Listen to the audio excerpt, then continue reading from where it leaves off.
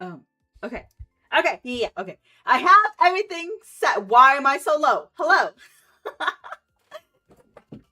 It's hello, hello. I am Viliana, your one and only villainess. The best there is, was, and ever will be. Now, today, I am finally back to my little reading corner.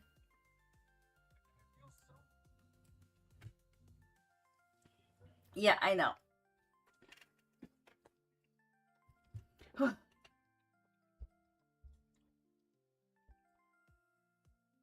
Hi, Godzilla. Hello, welcome in, welcome in. Funny enough.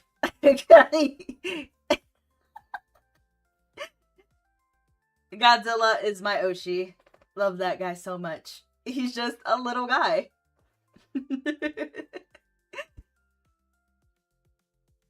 He's just a little guy. Thank you, thank you. But yes, so to catch everybody up, I'm reading continuing Spiral, which is the sequel to Ring. And if Ring sounds familiar, it's because it is the book that inspired the movie.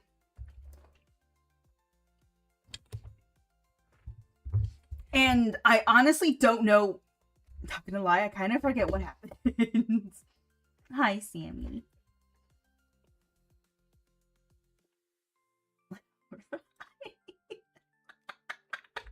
He's a little guy.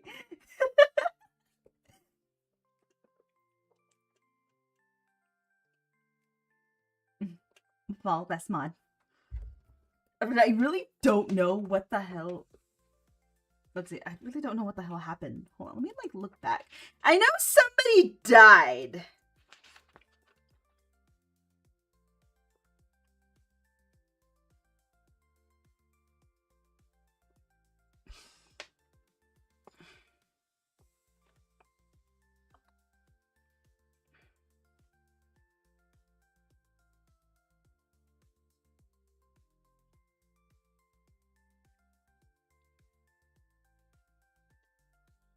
Okay, so my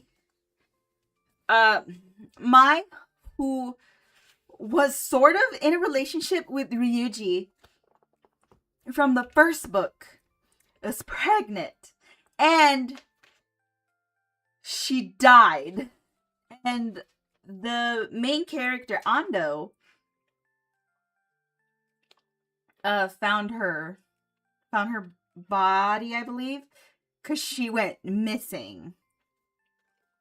So who the fuck knows what's going on at this point? So so I really don't know. So we could stay here for a little bit. I'm trying to catch up. I don't know what happened. I really don't know what happened. Okay. Because the next chapter is this is part 5.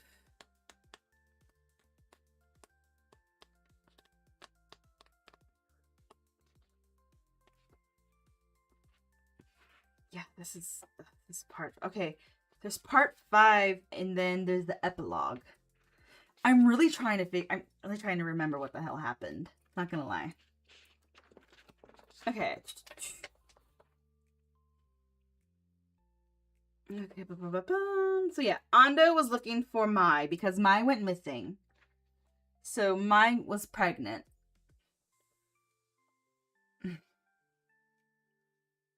And yeah, because she found the tape.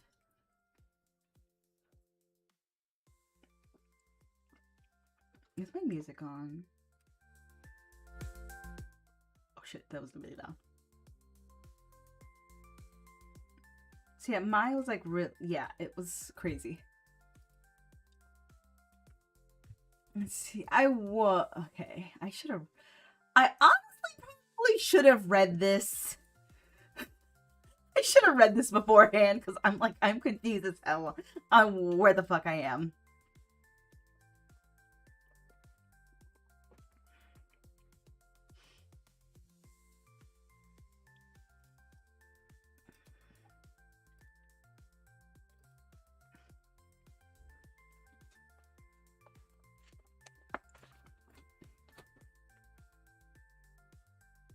what is it?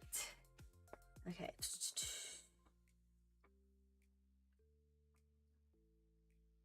Okay.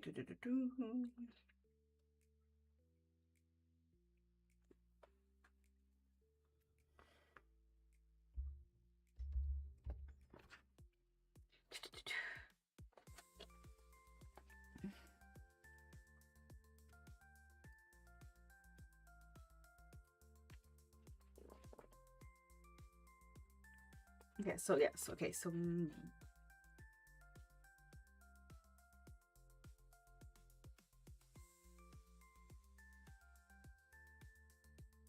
okay, so Mai was pregnant.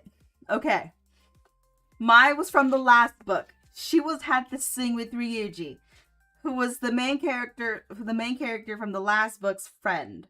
But he was like kind of shady as hell. So we don't know what the fuck's going on with there. But come to find out, in this book, she was pregnant. And then Ando, the main character of this book, found her.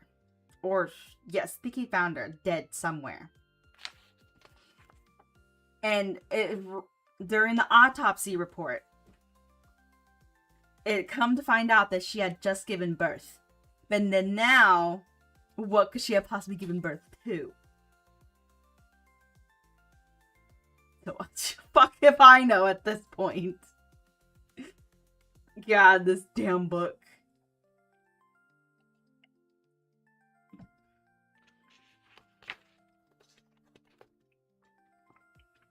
Okay,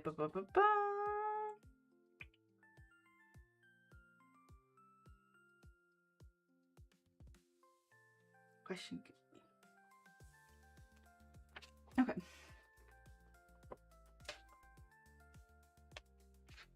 Okay.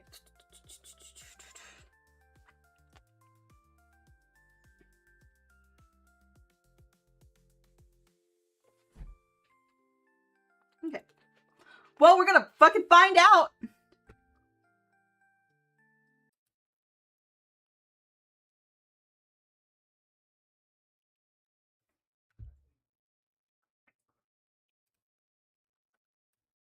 I really need a. I really want like a book asset.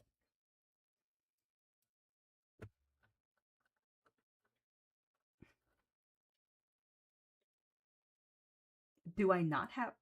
I don't have my fucking audio. Oh my god. I don't have my music. Oh my god.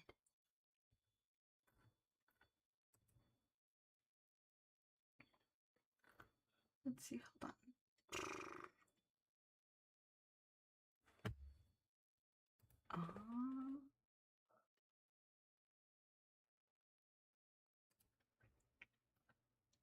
Here we go.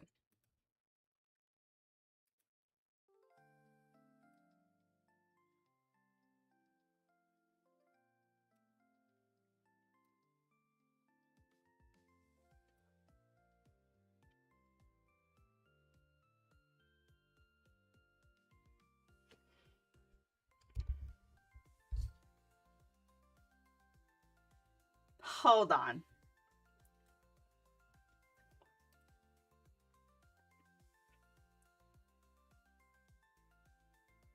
This music is like too upbeat.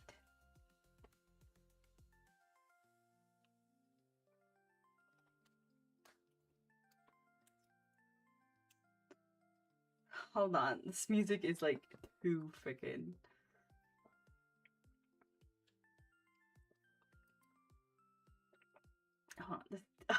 Okay, I can't with this music. Hold on. I'm gonna be like looking.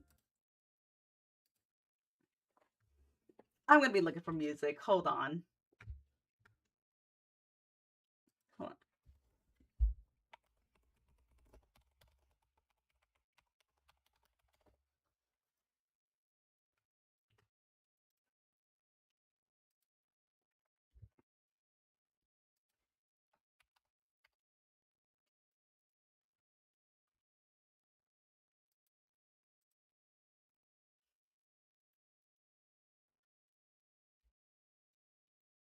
Hmm.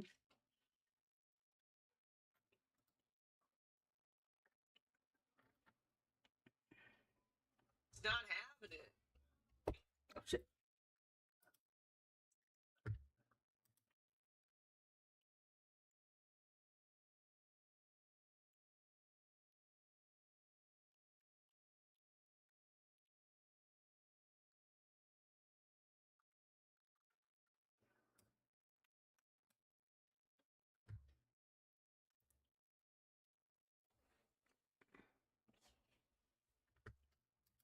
Okay.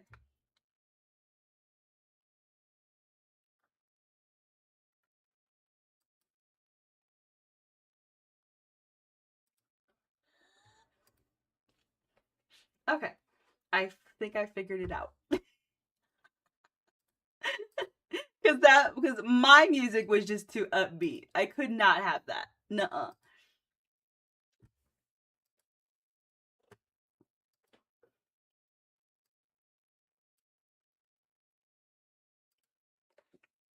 Okay.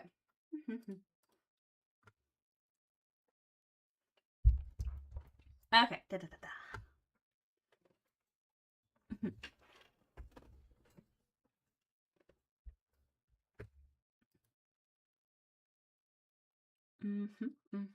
Okay.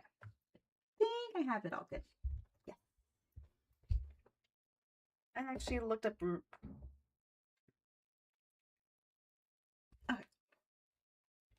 So, I don't fucking know what's gonna happen next, but we're gonna find out today.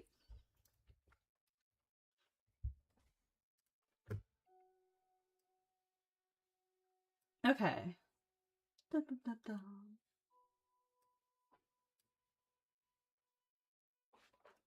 I think.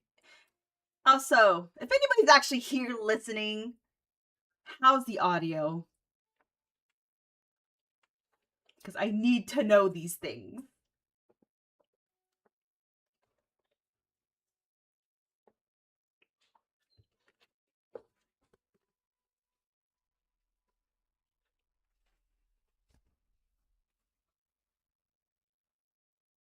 Hi! Hey, Toon! How are you? How about can you hear the music possibly?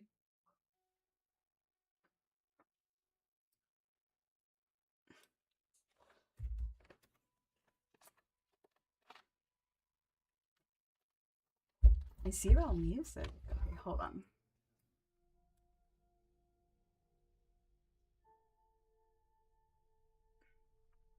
Zero music. Ooh.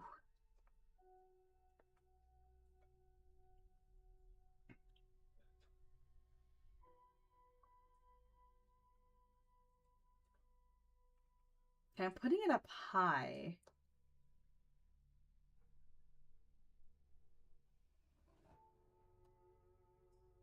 How about now, possibly?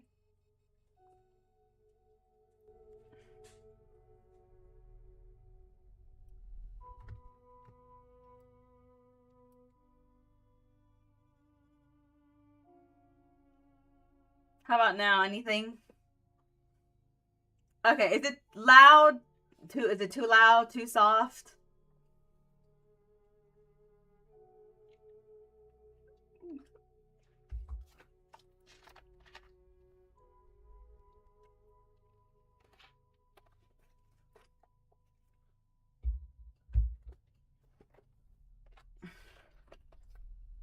It's really quiet? Okay.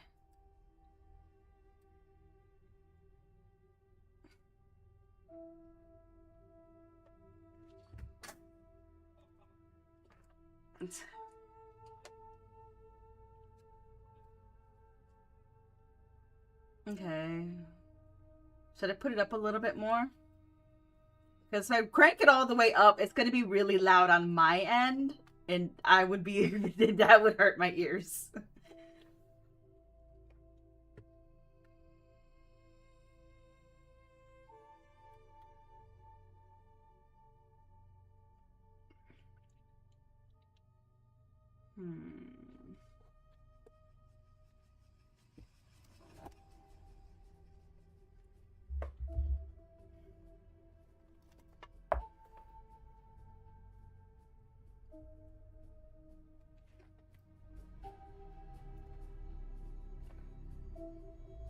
Okay, how about that?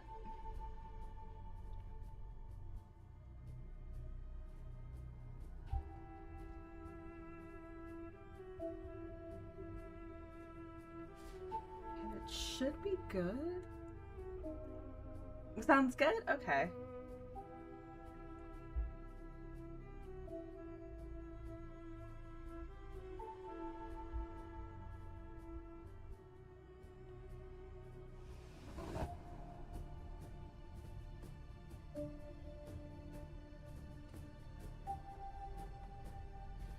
Okay, okay. No, it's rather steady, so... Alrighty, so let's see what fuck shit is gonna happen in Spiral.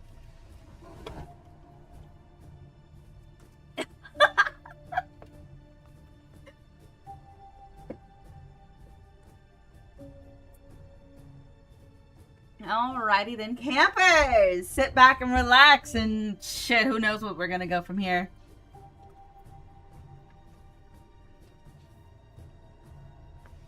January 15th, coming of age day, was a holiday which made it a 3-day weekend. On the first day of the long weekend, Ando got a call from Miyashita asking if he wanted to go for a drive. The invitation was like a port in a storm for Ando, who'd been wondering how he was going to get through 3 workless days all alone. Then, better now. Of course he had to fucking go. As much as I want to get YouTube Premium, I just can't. I can't afford to spend money.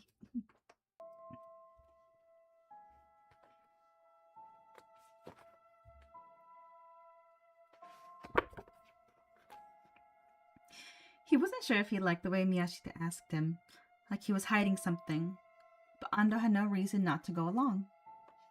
He said yes, then asked, "Where are we going?" "There's something I want to show you," was all Miyashita would say. Ando figured his colleague had his reasons, and so refrained from pressing the matter. He'd get the answer out of I don't know why I keep wanting to say another name. Miyashita when he saw him. Miyashita picked Ando up at home. As soon as he climbed in the car, Ando asked again where they were going. "I can't tell you." "Now stop asking questions." Damn, said no when you're not getting answers out of me. And so even as they departed, their destination was unknown to Ando. The car left the number 3 Tokyo Yokohama freeway from the Yokohama New Road. They seemed to be heading for Fujisawa. They couldn't go too far and still expect to keep it a day trip.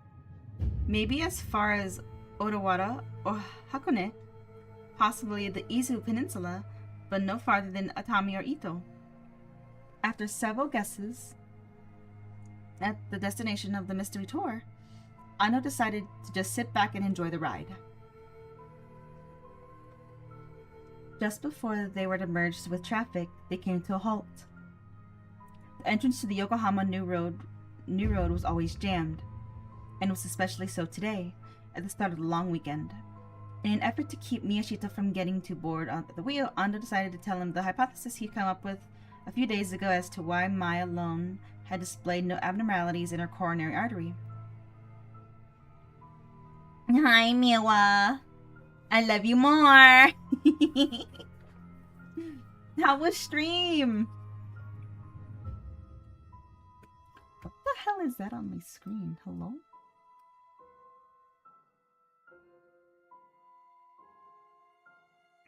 We can pause for a little bit. I see you were like sponsored. Amazing. Love that for you.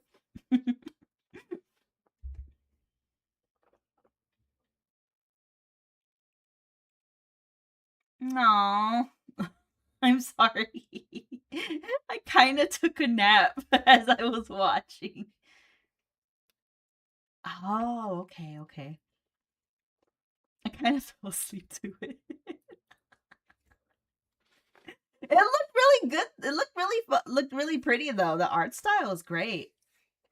From what I did see before I fell asleep.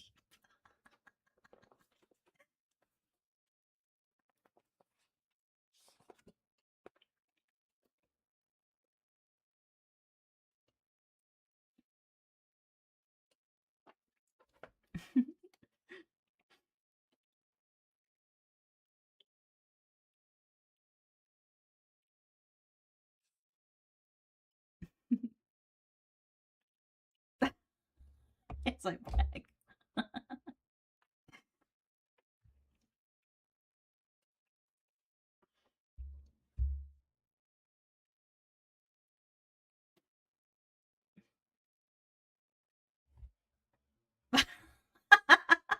You're fine. You're fine.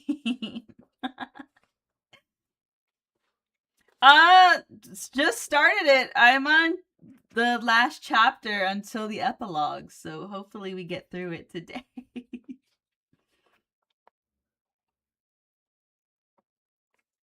It doesn't look like a lot, so I could probably finish it within this stream. Thank you. Thank you. I know I got this.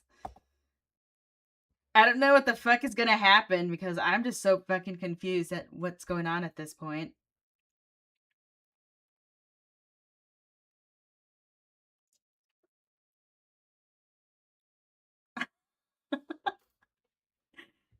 Okay.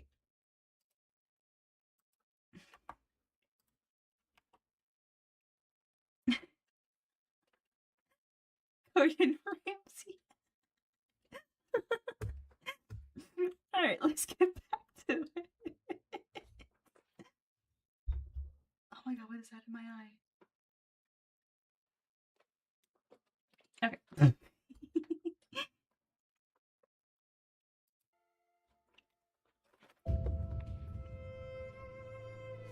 Okay. Just before they were to merge with traffic, they came to a halt. Okay, yeah, I read that already. Okay, it was Ando's theory that Mai had been ovulating the day she watched the video, and that the ring virus had shifted the focus of its attack to her egg. Naitaki. Then just before falling into the rooftop exhaust shaft, Mai had given birth to some unknown life form. Ew!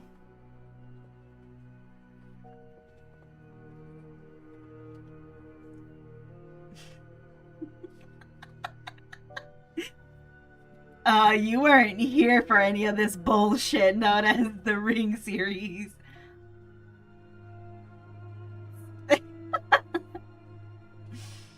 Oh yeah, the Ring series is wild.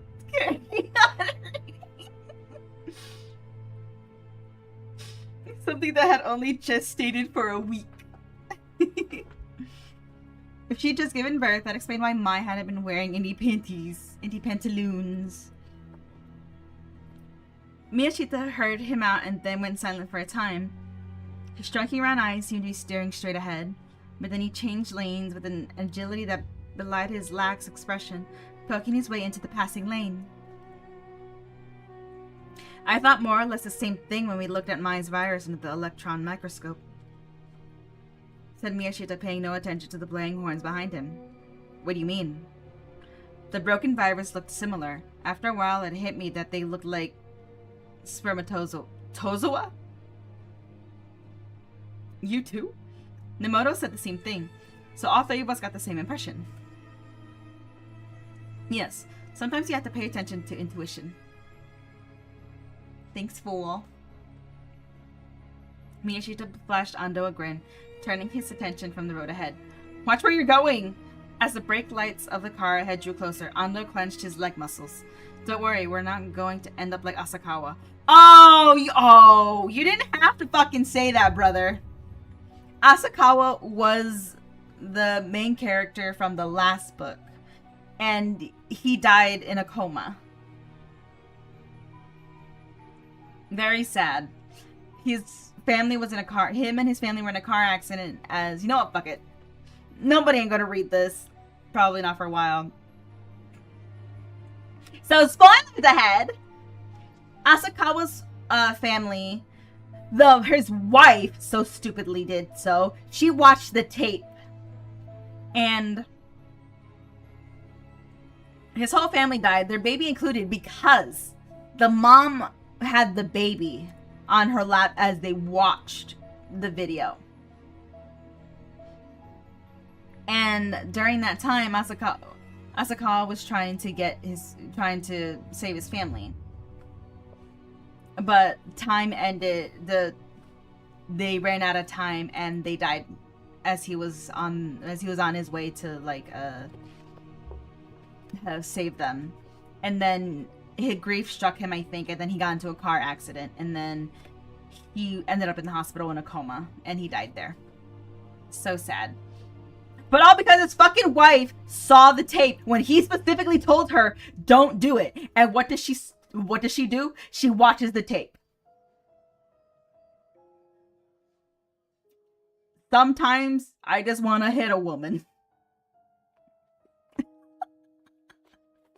It's the fact that she dragged the baby into this is what got me.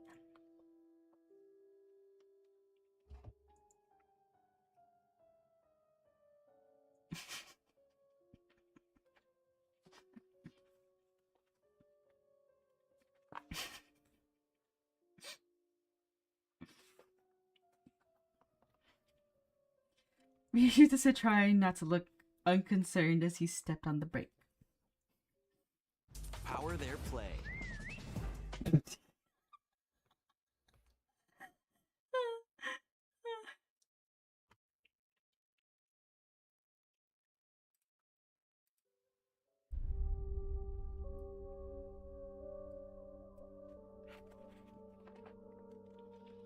But his front bumper was almost touching the car in front of them. Wiping away a cold sweat, Ando wondered if there was something wrong with Miyashita's depth perception. Driving like that, they were sure to get into an accident sooner or later. Speaking of Asakawa, it's still a mystery as to why he didn't die of a heart attack, right? And men don't ovulate. Some people wish they did, though. Anyways, moving on. But maybe there is something physically different about him, just as with Mai. The virus probably found another exit. Exit? A better way to spread and flourish. Once they passed this exit for the Hodogaya bypass, the traffic snarl eased somewhat, and they made better time. No doubt the road signs had inspired Miyashita to use the word exit as he had. He continued, "You know, it's up to us to figure this out." Odd trace of his customary nonchalance was gone from his voice. "Believe me, I'm trying." Miyashita changed the subject. "What did you do over New Year's break?" "Nothing, just lay around the apartment." I took my family down to a fishing village at the southern tip of the Izu Peninsula. We stayed at a little B&B that wasn't even listed on the travel brochures. Guess why I picked such a remote place? Well, one of my favorite novels is set in that village, and I'd always wanted to visit. In the book, it said that if you gaze over the ocean at the horizon of the village, you see a mirage. I believed it. Ando couldn't figure out why Miyashita was headed. He just nodded and listened. "I know it's insensitive to say this to you, but family is a really wonderful thing. We could hear the surf from the inn sea, and it woke me up in the middle of the night. And as I gazed at the faces of my wife and daughter, it sank in just how dear they are to me." Oh, also, no, fuck it. Okay, so Ando, I think he's divorced now because his son died. And he blames himself for his son dying. His son drowned, and his wife was such in grief that she wanted to divorce him. So that's why it's hitting him like even more now. But Miyashita's kind of he is a dickhead for this. Like, he knows the situation Ando is going through.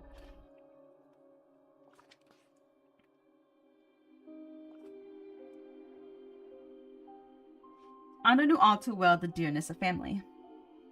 He tried to imagine New Year's holiday with family in a southern easy fishing village where one could see mirages. Alone, the loneliness would be overwhelming, but the presence of loved ones would make the experience heartwarming.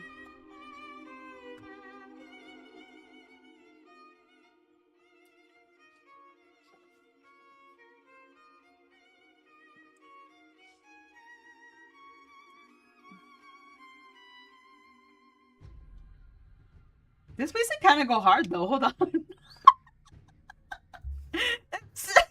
I'm getting caught up in my own music.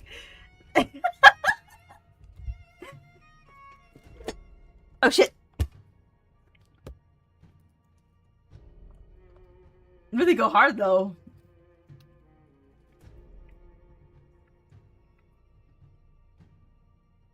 It sucks. It's only an hour playlist. Damn.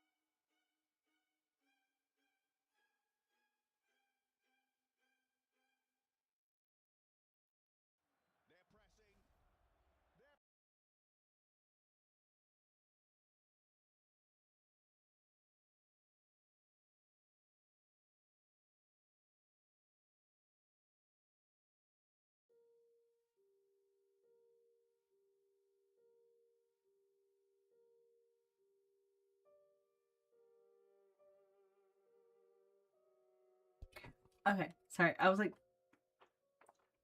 trying to figure out like the ratio for the volume.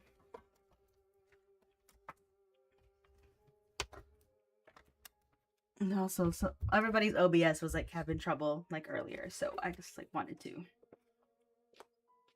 see if I can fix it better. Okay, yeah, cool. Anyways, moving on.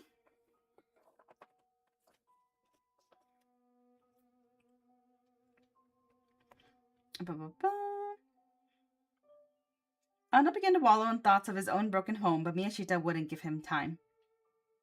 My wife's a real looker, isn't she? Why the fuck would you say that, bro? When Ando replied, though, he wasn't recalling Miyashita's wife, but his own. Absolutely.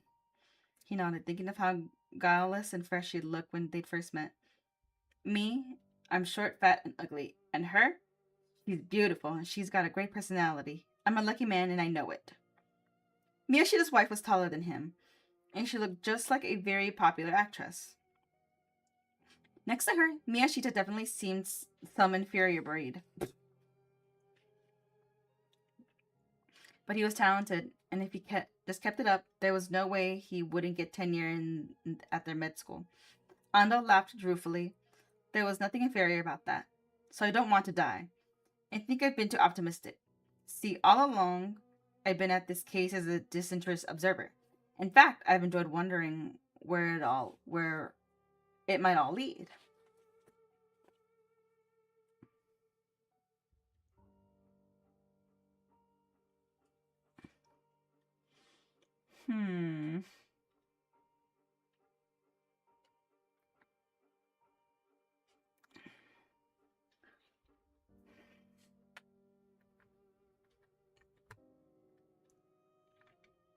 kind of don't like this. Hold on.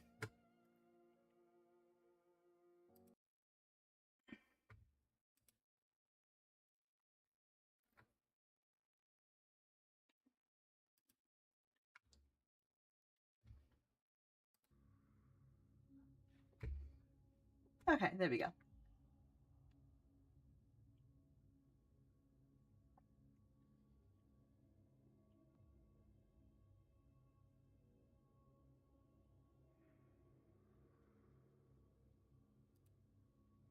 Okay, there we go. I've been taking things a bit more seriously.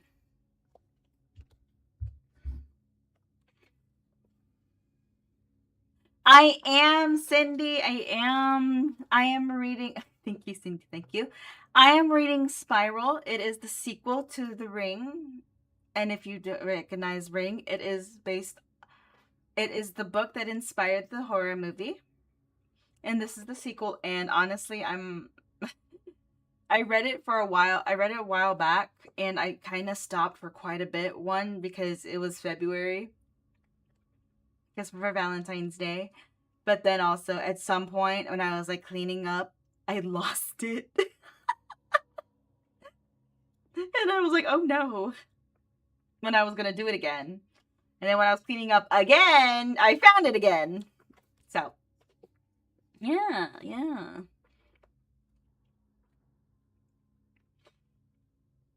If you are wondering about the book, so, exactly. But if you are interested, I mainly, it is on my YouTube channel. Yeah, it is on my YouTube channel. The rest, like the other parts of the book. So, if you are interested, it is quite interesting, really. Yeah, obviously. But yeah, I have read the first book before, so if you are interested, it's on my it's not on my Facebook. Shit. Streaming on Facebook. No, it is on my YouTube. It's Villainous Storytime, I believe the playlist is. So yeah. It is there if you are ever interested in hearing the rest of the book. So you could catch up. The next, I have there's 3 books in the series.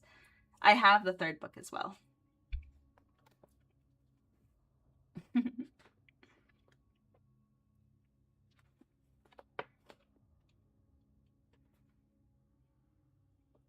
Ando had been taking things a bit more seriously. Still, his too was the standpoint of the disinterested observer. Even if he failed to solve the case, he wasn't afraid of coming to any particular harsh as a result. In that, his situation was fundamentally different from Asakawa and Ryuji's. Me too. But I realized that maybe I've been underestimating the danger. Realized when? After the holiday, when we got back from Izu. Did something happen with her? There was no mirage. Ando frowned. Miyashita wasn't making sense. Just because of that? Have you ever visited the setting of a novel? Yeah, I guess. Ando figured that most people felt, at least once, the urge to visit the setting of a favorite book. How did it go? Like, well, I suppose this is it. Was it different from what you expected? Most of the time, you're bound to feel let down. The setting as you'd imagined it from reading the novel was different from the way the place looked in reality. I don't imagine it could ever really be the same. It was the same for me in Izu. That's the thing. I recognized the place from the description of the book. But it didn't feel right and finally wasn't what I imagined. I didn't get to see the mirage. He didn't say so aloud, but Ando thought that Miyashita's grievances was incredibly juvenile. A little bit. A novelist inevitably sees things through his own filter and describes them accordingly.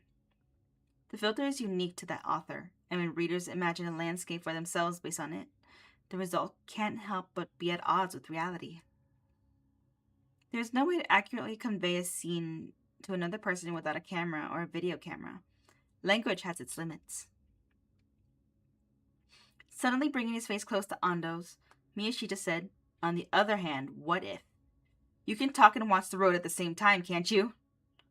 Ando pointed straight ahead, and Miyashita slowed down and moved over into the other lane. "Do you remember when you read Ring?"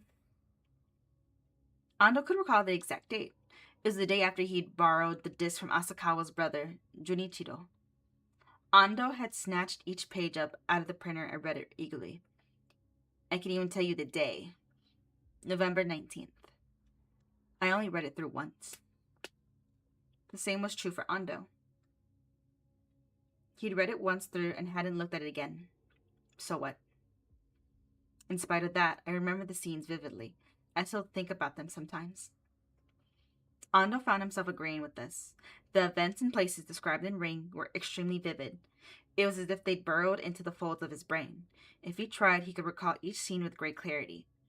It was a highly graphic report. But then again, what of it? Clueless as to what Miyashita was getting at, Ando didn't respond. I suddenly wondered how accurately the report was communicating the scenes it describes. Miyashita's expression was still strangely peaceful, given the gravity of what he just uttered. Now Ando grasped the nature of Miyashita's concern. What if the settings they had imagined while reading Ring differed not in the slightest from reality? Was that even possible? Boy, do I have shit to tell you. What if it was? Ando's throat was dry as he uttered the words. The heater kept the car at a comfortable temperature, but it also dried out the air. Well, I thought we'd better check and see. I get it, so that's why you dragged me along. Ando finally knew their destination. They were headed for the South Hakone Atami area, where many of the events narrated in Ring had taken place. They were going to see if the appearance of the various locations matched what they had seen in their mind's eye. And of course, two people were better than one for this. Ando and Miyashita could both have a look, discuss the site, and hopefully come to a precise assessment. At first, I wasn't going to tell you until we got there. I didn't want you to be prejudiced. I'll be all right. I forgot to ask, you don't happen to have been to South Hakone Pacific Land before, right? Of course not. I mean, have you? I never even heard of the place until I read that thing. So neither of them had been there. But when he closed his eyes and could see in his mind the cabins that comprised Villa Log Cabin, scattered across the gentle slope, it was in cabin B4 that this astonishing chain of events had begun. Beneath the porch was a hole that led to an old well that sank 5 or 6 yards into the ground. 25 years ago, a woman named Sadako Yamamura had been raped and thrown into the well. The dungeon in which Sadako's vengeful will mingled with the smallpox virus's will to propagate. That's where Miyashita's proposed they go.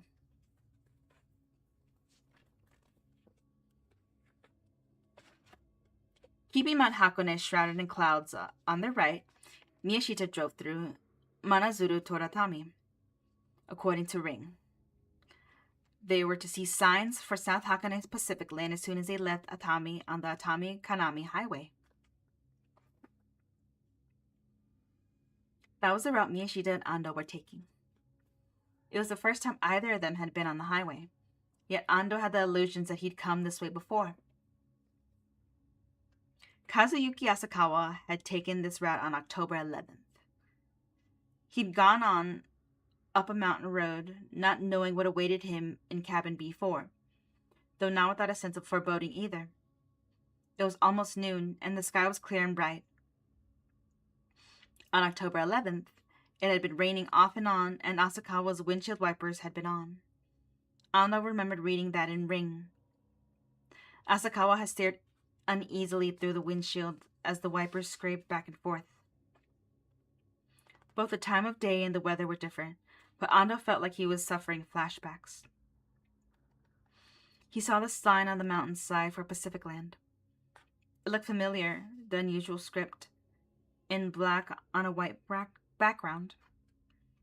Miyashita unhesitatingly, turned left, and got on the steep mountain road as though he knew the way well. The road grew narrower and steeper, as if it wound between farmers' fields. The surface of the road was in such poor condition that it was difficult to believe it led to a resort. Unpruned branches and desiccated weeds brushed against the car on both sides, and the sound was unpleasant. The higher they climbed, the stronger Ando's sense of deja vu became. He'd never been this way before, and yet he could swear that it wasn't so. Does all this seem familiar to you? Ando asked in a low voice. I was just about to ask you the same question. So Miyashita felt the same way. Of course, Ando had felt deja vu any number of times before, but the sensation had never gone on this long before, and it was only growing stronger as they drove on. Ando could clearly picture the information center that awaited them at the end of the road, an elegant 3-story building with a facade of black glass. They pulled into a circular driveway leading to the parking lot, and the building came into view. It was an information center, just as Ando had imagined it. He could even picture the restaurant beyond the lobby. There was no need for further confirmation. Reading Ring had delivered the scenery to Ando and Miyashita with perfect fidelity. What other explanation was there? Yeah, I wonder what.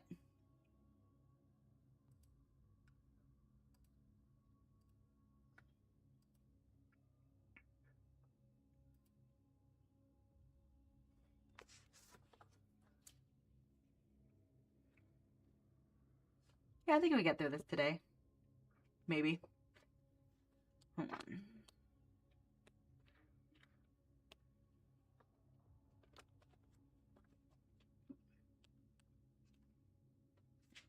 There it is.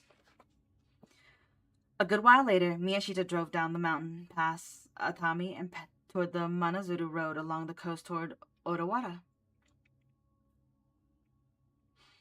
Conversation kept lapsing at each man contemplating the things they'd just seen, the people they'd just met.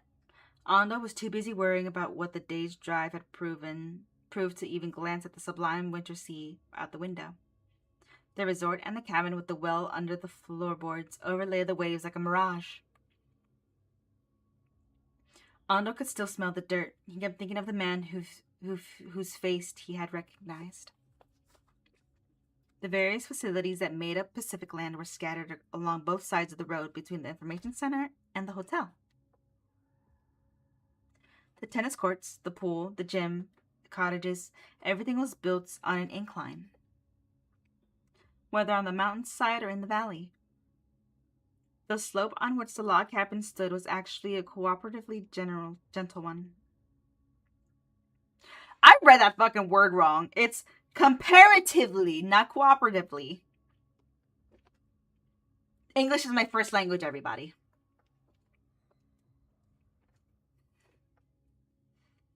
Standing on the bank of the road and looking down over the valley where the cabin stood interspersed, they could see far below them a seemingly endless series of greenhouses in the area between Kanami and Nirayama. Their white roofs flashed in the winter afternoon light. Each and every one of them looked familiar to the two men. They went down to cabin B4. They tried the knob, but the door was locked, so they went around the back under the balcony. Where they crouched down, they could see at a glance the gaping hole where wall boards had come off between two pillars.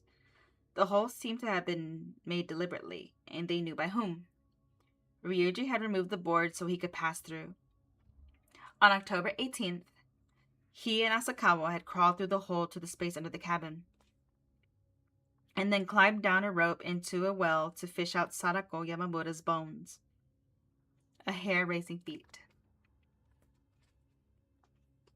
Miyashita retrieved the flashlight he kept in his car and shone it into the space beneath the floorboards. Immediately, they found a black protrusion in more or less the center, the top of a well. A concrete lid lay next to it. exactly as Ring said.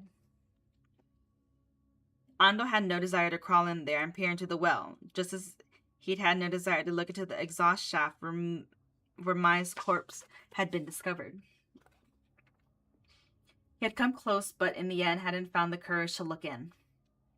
A young woman called Sadako had been thrown into the well to end her life staring at a small circle of sky. Mai had breathed her last in the bottom of a rectangular prism made of concrete.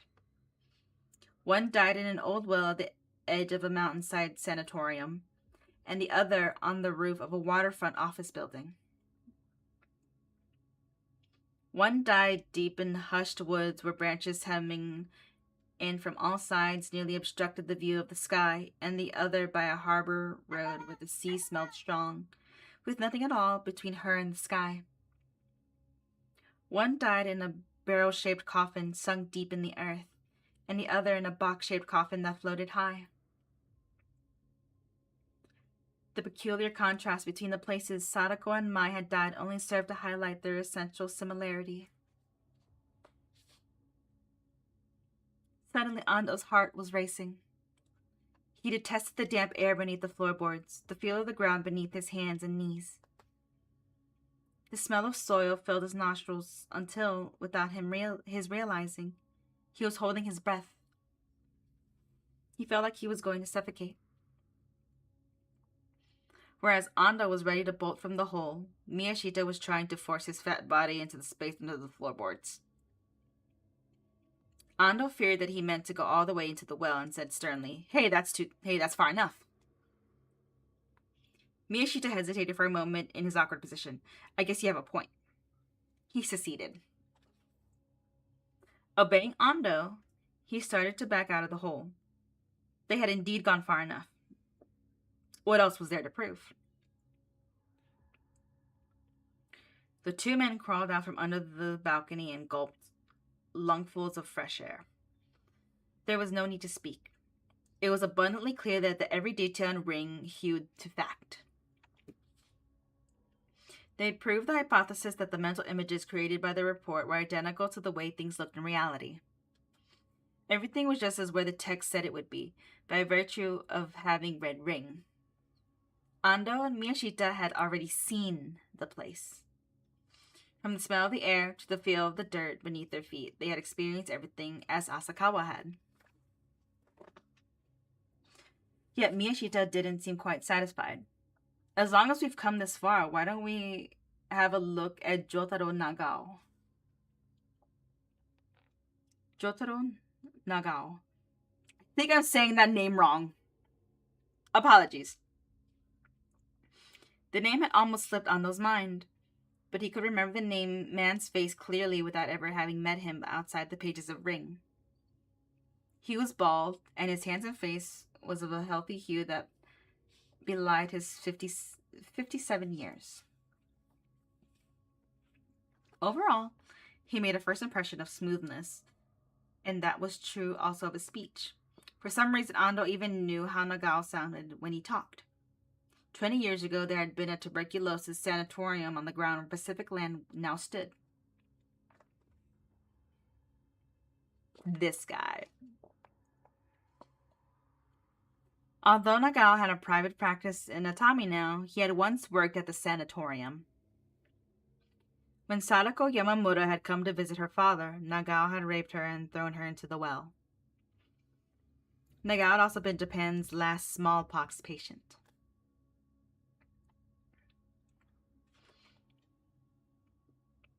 In Ring, it was written, in a lane in front of Kinomiya Station was a small one-story house with a shingle by the door that read Nagao Clinic, Internal Medicine and Podiatries. Upon reaching the place, Ryuji, also true to form, had throttled the doctor until he confessed what he'd done a quarter century ago. Piece of shit. Miyashita was proposing they visit the clinic and see Nagao's face for themselves. But when they got there, the curtain was pulled across the clinic's entrance. The place didn't seem to be closed just for the weekend. Rather, the door looked like it hadn't been open for quite some time. There was dust beneath it and cobwebs on the eaves. Oh, okay. The whole building hinted an extended, perhaps permanent, closure. Ando and Miyashita gave up on the idea of meeting Nagao and walked back to the curb where they left the car. Just then, they noticed a wheelchair coming down the steep road that descended from Atami National Hospital. A bald old man sat hunched over in the wheelchair, steered by a refined-looking woman of around 30. From the way the old man's eyes lolled around looking at nothing in particular, it was clear that he had psychiatric disorder. When Ando and Miyashita saw his face, they cried out as one and exchanged glances. Although he had aged terribly, 20 years, it seemed in just 3 months, the man was instantly recognizable to them as Jotaro Nagao. What the fuck? Ando and Miyashita were able to remember that what he had looked like, and had to compare the image for what they were seeing now. Miyashita approached the man and spoke to him. Dr. Nagao? The old man didn't respond, but the young woman attendant, who looked like she might be his daughter, turned toward the voice. Her eyes met Miyashita's. He bowed slightly, and she bowed back. What the hell happened?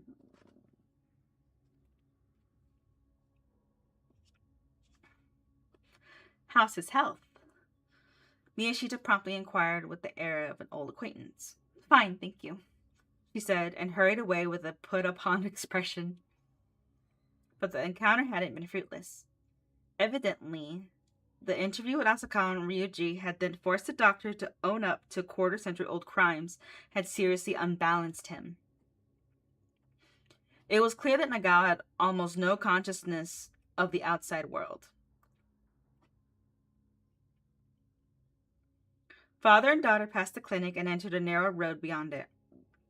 Both Ando and Miyashita, as they watched him go, thought the same thing and it didn't exactly concern Nagao.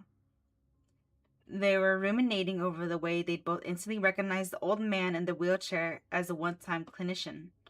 Ring, it seemed, had recorded not only scenery, but people's faces with absolute fidelity.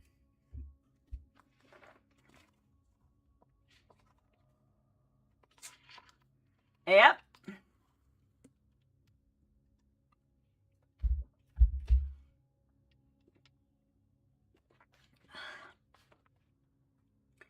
Ando looked at the sign for the Otawara Atsugi Highway, and then at the face of his friend sitting next to him.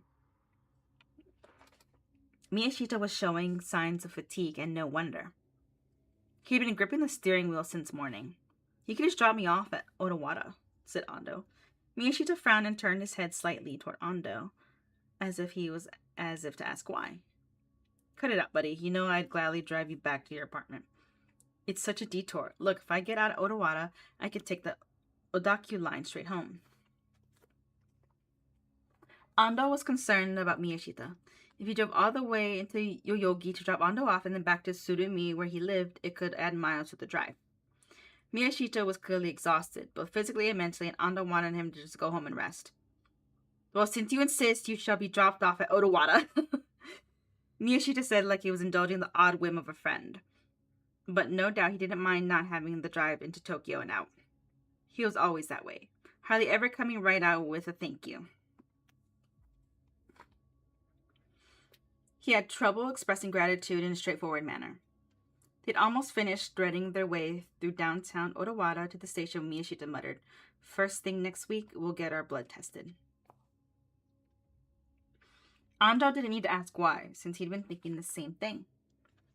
He had the nasty realization that he'd been transformed from an observer into a participant.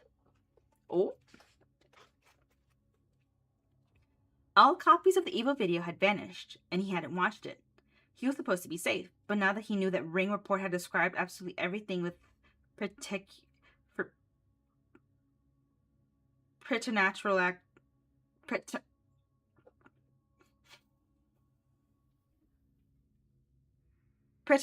accuracy, he felt like a physician treating an AIDS patient who suddenly found... It's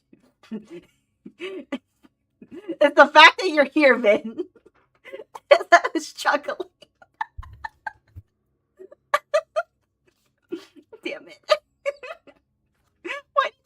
a minute, I was like struggling to read a word.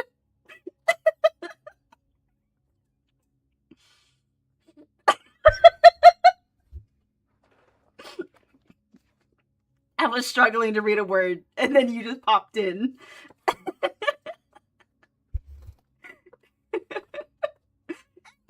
He's back to reading. Damn, it happens.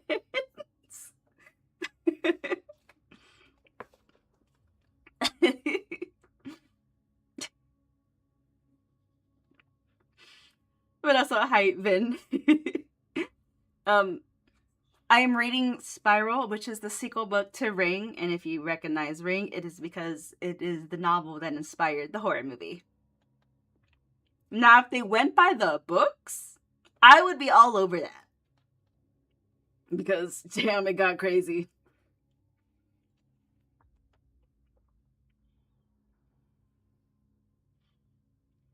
It was. Okay. Of course, nothing at all had been proven. It was only a possibility. Yet, Ando cowered, for he felt now that his body had indeed been invaded by something. He had been paralyzed for a good part of the day by the fantasy of something just like the ring virus he'd seen under the electronic microscope was spreading through his body beneath the skin, coursing through his veins, violating his cells. No doubt Miyashita was tasting the same fear. Aside from its author, Asakawa, Ando had been the first person to read Ring. The report described the images on the video minutely. It also described Jotaro Nagao so faithfully that Ando had been able to recognize him at a glance. Naturally, he had to wonder if reading Ring might not have the same effect as watching the videotape. But he'd read it on November 19th of the past year. 2 months had elapsed since then, and nothing had happened to him, at least as far as he could tell. He hadn't developed a blockage in the coronary artery and died in a week. Had the virus mutated so that the incubation period was longer? Or was he to be merely a carrier of the virus, one who did not display any symptoms himself? Miyashita was right. They had to get their blood checked first thing next week back at the university. If the ring virus swarmed in them too, they had to do something quick. Not that Ando had the slightest idea what. What do you plan on doing if you're ring positive? He asked. Well, I won't just sit on my hands. I'll think of something to do. Miyashita spoke in clipped phrases. Ando thought he heard in his friend's voice overtone of fear even greater than his own. That was as it should be in that Miyashita had family to think of. Yeah. Families are getting fucked over in this series. They entered the traffic circle in front of Otawara Station, went around in the passenger car lane, and then came to a stop. Ando got out of the car and saw Miyashita off with a wave. We're up to our next now. For the first time, Ando felt that he truly understood what Asakawa had been through. In Ando's mind, he and Miyashita started to blur into Asakawa and Ryuji. Ando corresponded to Asakawa, and Miyashita to Ryuji. Of course, from the physical point of view, and even in terms of personality, Ryuji and Miyashita weren't overly similar. It almost struck Ando as funny. But he was brought up short when he remembered that Asakawa and Ryuji were both dead. He'd cut open Ryuji himself. He went through the ticket gate into the station and sat down on a bench on the platform. The cold back of the bench against his spine, Ando wondered if that was what lying on the autopsy table felt like. If that was what it felt like to be dead. Sometimes it was worse to be in the dark, imagining terrors. He figured that in some ways, it was much more grueling to suspect you had cancer than to be told straight out that you did.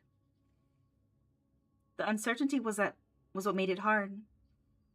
Directly facing with the trial, it was possible to endure it with some measure of equanimity. Fucking shit. Yeah, I read that right.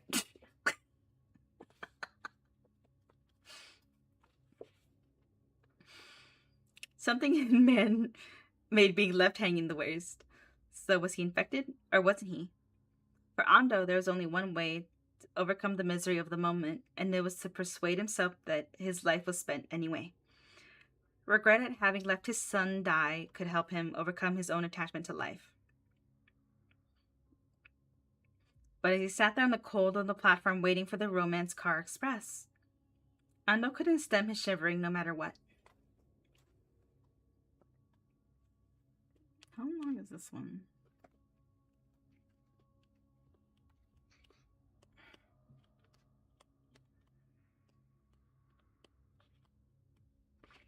Okay, I got a little bit left. The pacing of these chapters is so weird. I'm on chapter 3, and it's like 1, 2, 3. It's like 3 pages long.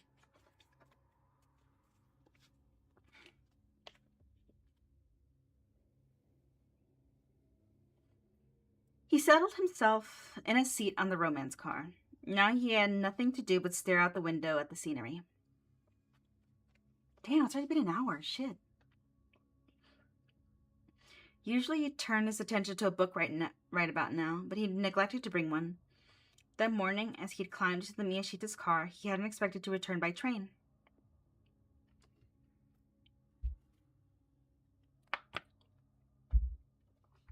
Staring at the suburban landscape gradually made him drowsy, and he didn't fight it. He shut his eyes.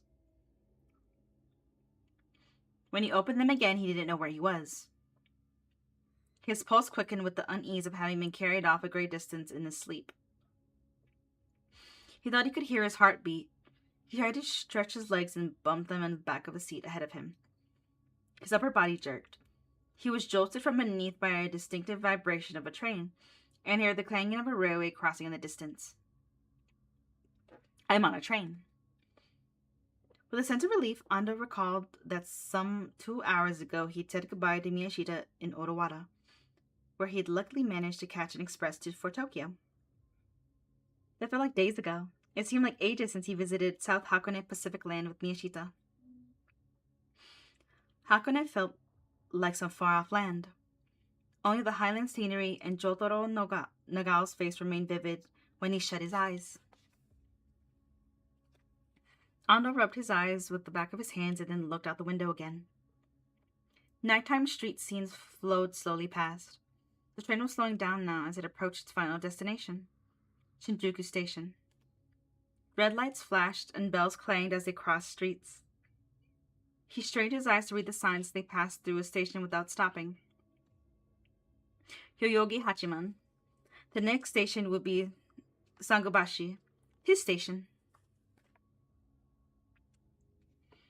He wished he could just get off there, but the Romance Car Express was skipping all stops before the terminal. He'd have to get off there and get another train coming back this way to return 2 stops. What a pain. At Yoyogi Hachiman, the Odaki line tracks made a nearly 90-degree swerve to run parallel to the dark woods of Yoyogi Park. The scenery was quite familiar to him. He couldn't see it from where he sat, but his apartment was just over to the right, as he rushed through the station he'd used every day. Ando pressed his face up against the window to his left and gazed at the platform. With a start, he turned to press his face harder to the glass. He saw a woman he recognized standing on the platform. Wearing a blazer, hardly dressed for a winter night, she stood at the edge of the platform very close to the train as it rushed by, staring at the romance car with a nonchalant expression. Although the train was slowing down, figures on the platform flashed in and out of view in an instant. In that mere instant, Ando's eyes and the woman's had met. He wasn't imagining it. He'd still feel the impact from the moment when their gazes locked. This was the 3rd time he'd encountered her. The first time she'd emerged from Mai's apartment and shared the elevator with him. The second time had been on the top floor of the building where Mai's body had been discovered. The elevator door had opened and he'd found himself face to face with her. Though he'd only seen her twice, he remembered her face very clearly. 10 minutes later, at Sangobashi, he got off an outbound train from Shinjuku. At Sangobashi Station, the inbound and outbound tracks were situated in the middle between the two platforms. When the outbound train stopped and he got off, another train was stationed on an inbound track. As a result, Ando's view of the other platform was totally blocked. He struggled against the current of passengers heading for the gates to stay where he was on the platform, waiting for the trains to depart so he could see if the woman was still there on the opposite platform. Though it had been 10 minutes and perhaps his desire to see her again was confounding him, Ando was curiously sure she was still there. Bells rang and both trains pulled away at the same time, like sliding doors opening, revealing the clear view of the opposite platform. In the sudden stillness, his eyes met hers again. His hunch had been right. She stood in exactly the same place as before, fixing him with the same steady gaze. Ando returned her gaze and nodded. He was signaling an intention to comply with her instructions. Ando slowly began to walk toward the gate. Matching his movements, she went down the stairs on her side. They met at the ticket gate. "We meet again," she said, as if this were a coincidence. Ando didn't think so. He felt like she'd somehow known he'd passed through Sangobashi Station on that train. She'd been lying in wait for him, but it was no use resisting her charms now that she stood before him. Together, they went through the ticket gate and turned into the little store-lined street beyond. Who the fuck is this woman? I kind of forget. I think she introduced herself. I could be wrong. I remember her, but I honestly don't remember her name, if she even gave one.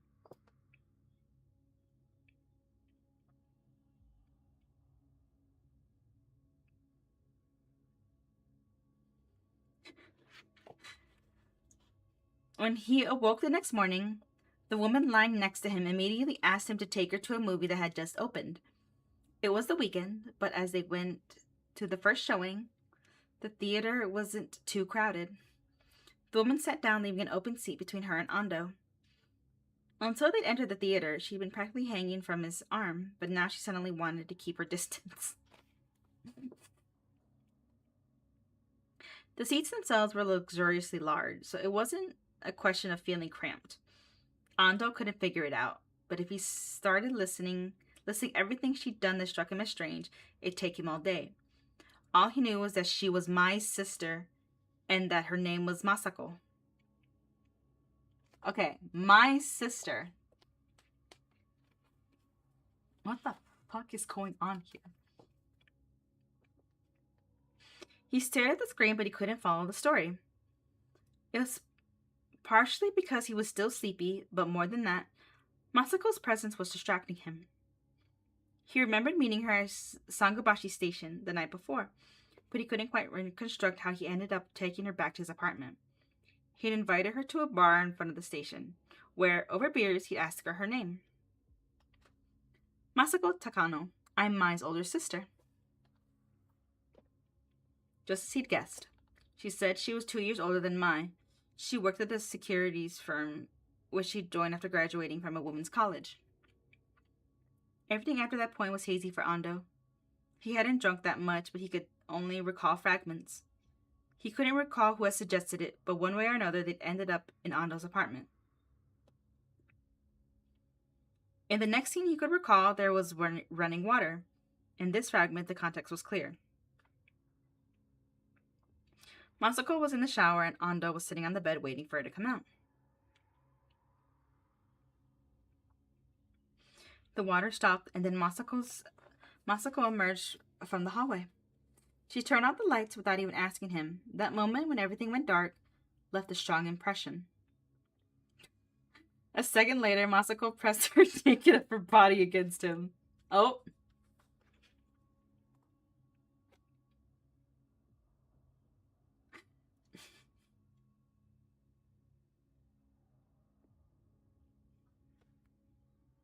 Her wet hair was wrapped in a towel, which she held together with her left hand, and with her right hand, she grabbed Ando's hand and pressed his face against her flesh.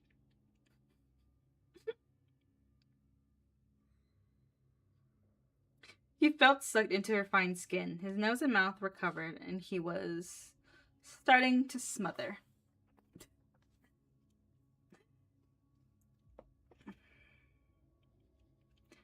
It was all I could do to push her away enough for him to breathe.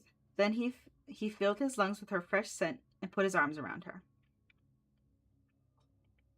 The movie was unremarkable, so Ando spent the time judging up bits and pieces of the previous night's weirdness. He hadn't been flesh to flesh with a woman for a year and a half.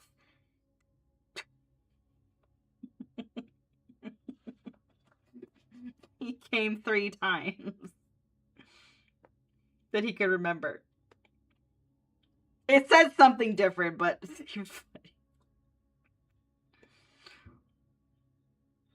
but 3 times is right though. Not that it gave him any particular pride about his virility. He was about to turn 35, and he's managing to do it 3 times at least in one night said more about her beauty than his stamina. Only now that he thought about it, he realized that everything that had happened in bed last night took place in complete darkness.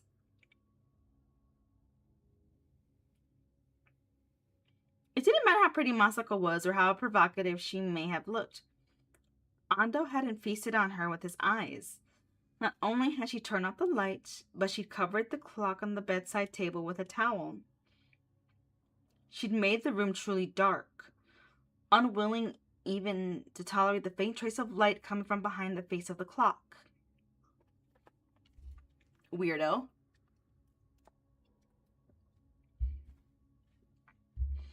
Every one of her movements had betrayed an intense attachment to darkness.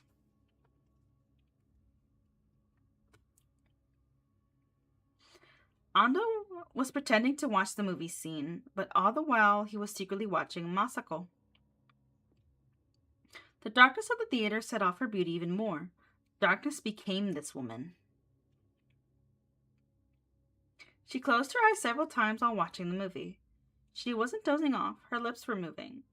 She appeared to be saying something, but Ando couldn't make out what. He leaned forward and to the left, resting his elbow on his knee. Finally, by looking back and forth between her lips and the screen, Ando figured out what she was doing. Masako was repeating the character lines under her breath.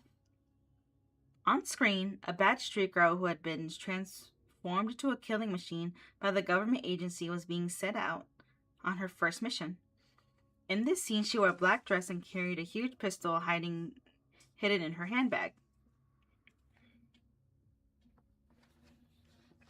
I mean, okay. She was entering a classy restaurant. It was a very tense moment in the film, with lots of rapid-fire dialogue. Utterly indifferent to the movie, Ando watched Masako as she repeated the heroine's lines. Then, for a moment, Masako's voice and the heroine's overlapped. The movie was in French, with Japanese subtitles, but Masako's Japanese was perfectly in sync with the heroine's French.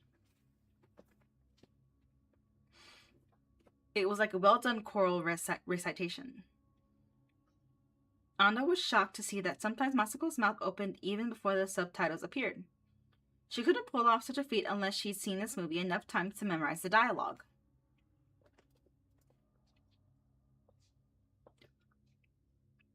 For a while, Masako lost herself in the heroine with the look of happiness on her face that Ando found amusing. But she seemed to feel his eyes upon her and abruptly shut her mouth. She didn't open it again, just staring at the screen thereafter.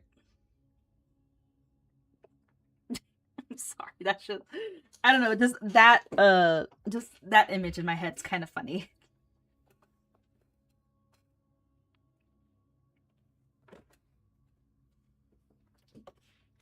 As they left the theater, Masako squinted, stifled a yawn, and took Ando's arm. The winter sun shone softly, and Ando decided he'd rather touch Masako's skin directly than link arms with her. He separated his arms from hers and then held her hand. For a moment he felt a chill, but then their skin temperatures evened out, and Masako's hand relaxed in Ando's long fingers. It was coming of age day, and everywhere they looked there were young women dressed up in kimonos. Ando and Masako followed the crowd from Yurakucho toward Ginza. He intended to take her out to lunch, but had no particular place in mind. He planned to choose some likely-looking restaurant as they strolled along.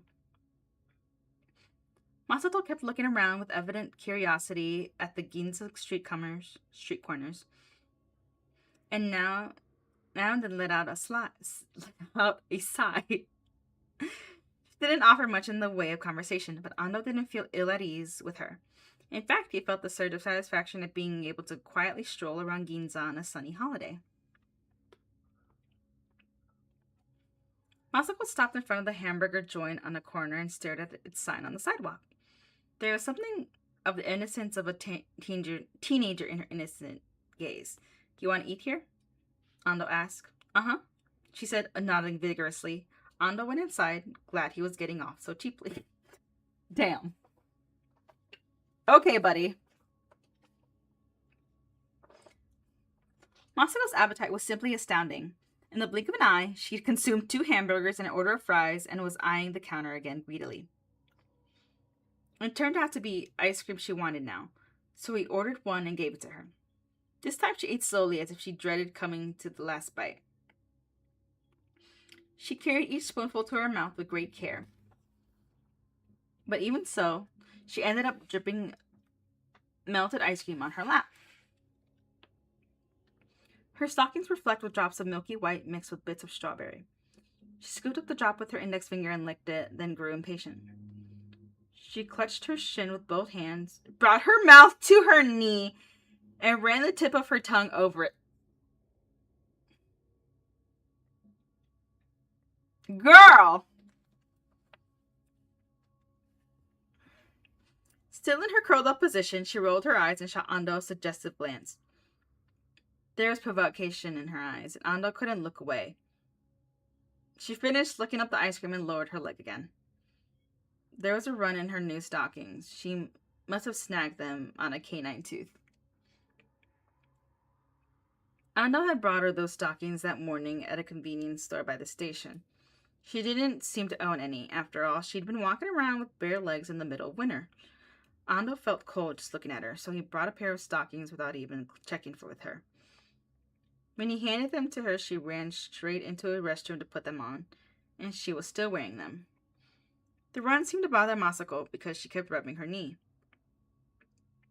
Ando felt he'd never get tired of watching her every move. She came out of nowhere, and now I'm falling for her. Hi, Elliot. Here, so I can't really say that since he's not here. Also, hi, Peach.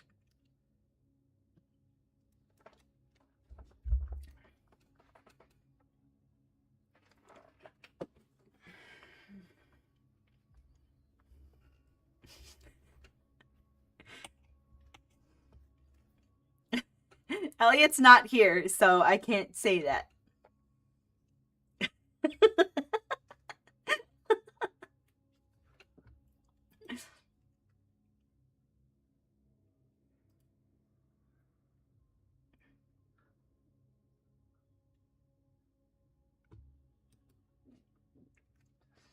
Hi. Hi, how are ya?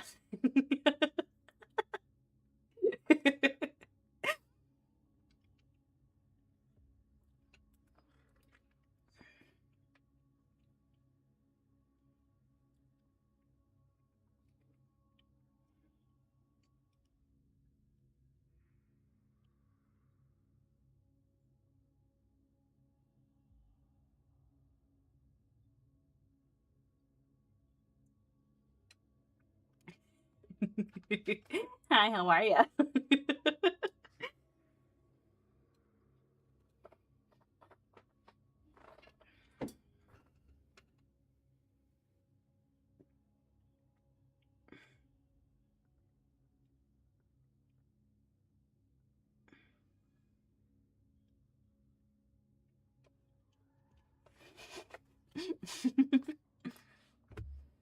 Oh no, this one's coming to an end. I'm gonna switch over to another one.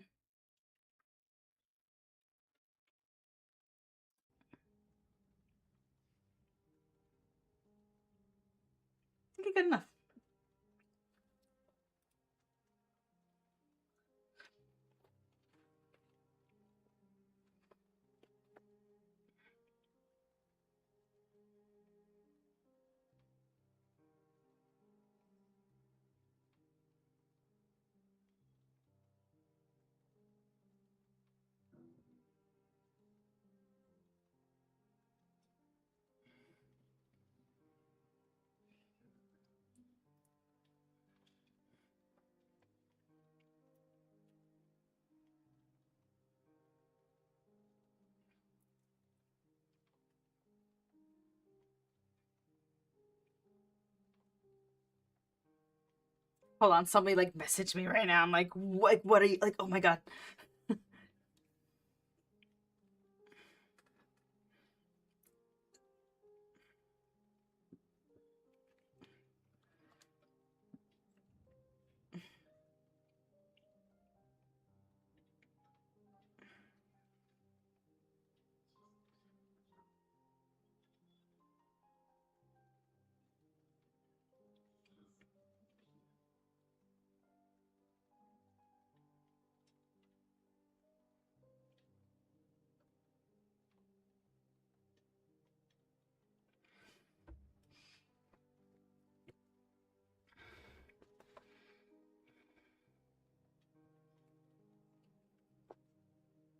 Okay, where was I? Okay, so Masako being fucking weird. Okay.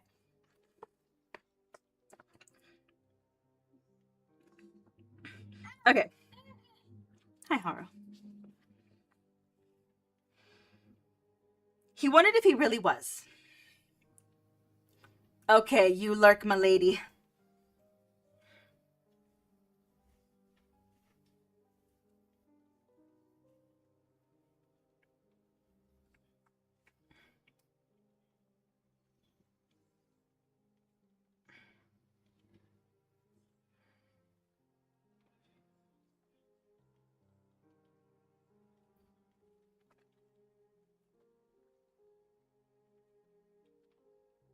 Maybe he was just becoming desperate, dissolute. I mean, kinda, bro. He really liked her sister.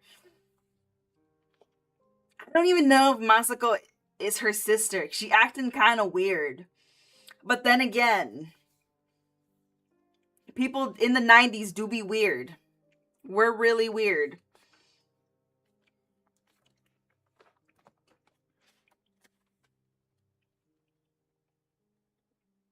If he'd become a carrier of the ring virus as a result of having read this strange report, if his body was being eaten away by the hour, that his nation pleasure was something he couldn't afford to lose.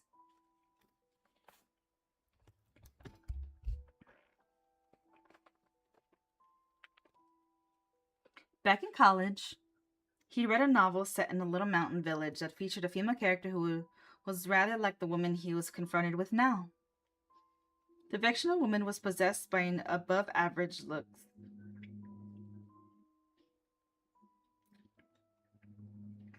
But because she doesn't speak or act like others, the villagers have branded her as crazy. She ends up proving comfort to men who have no fixed companions. The image of a woman without a home wandering the woods in a disheveled state, accepting the local men one and all without discrimination, embodied a certain high eros, aided by the exotic setting. The mountain village gave the story a perfect harmony of characters and setting, and at the time, Arnold felt that if the author had placed such a woman in the city, the novel wouldn't have acquired the right atmosphere. I mean, I get. Well, he was in Ginza now, smack in the middle of Tokyo, not some alpine hamlet. But Masako had the same aura as the heroine of that book, and her modern beauty didn't seem at all out of place on a stool in a fast food joint. Ando suddenly remembered how the novel ended.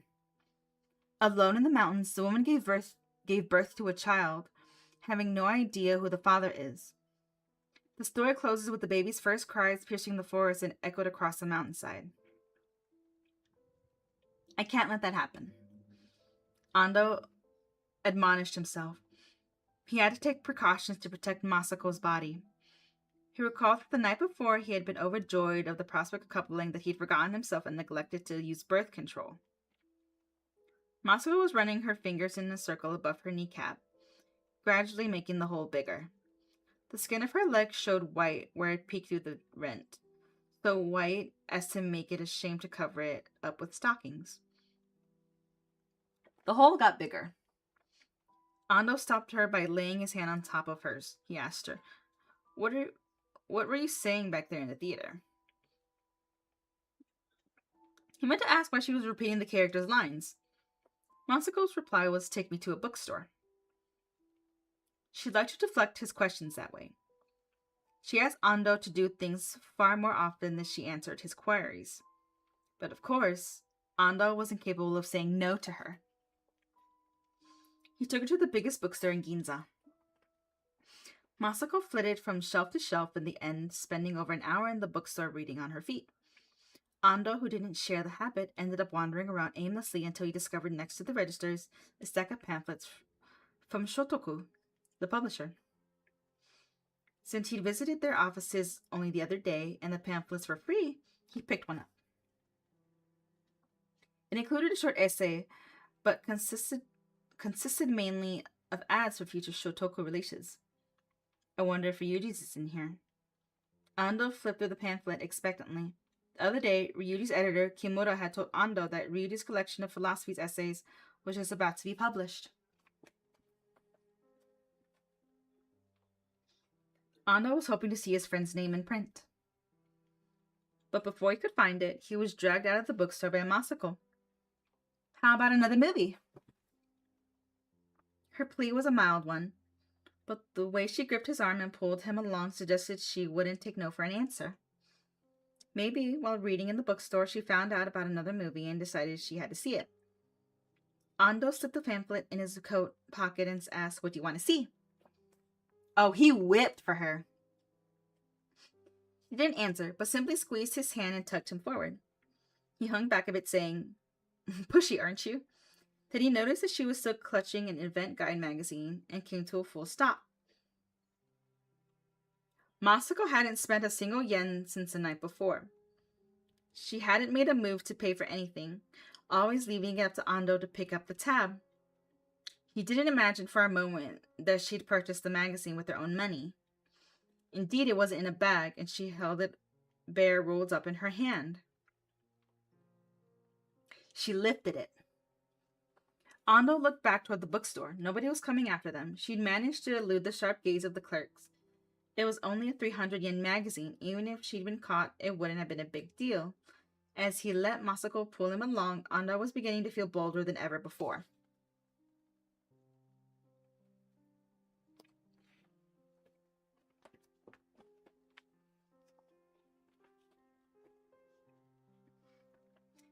When he put the key in the lock, he could hear the phone in his apartment ringing. Figuring he wouldn't make it in time anyway, Ando decided not to hurry. He turned the knob. When friends called, they usually only let the phone ring 5 or 6 times because they knew how small his apartment was. Hence, he could usually guess the caller by how long it took him or her to give up. As he expected, by the time he got the door open, the ringing had stopped. A sure sign of someone who knew him and how he lived. There weren't too many people who had visited him. It was probably Miyashita, Ando figured, looking at his watch. It was just past 8 o'clock in the evening. He opened the door wider and beckoned Masako inside, then turned on the lights and the heat. Clothing was scattered about exactly as they'd left it in that morning.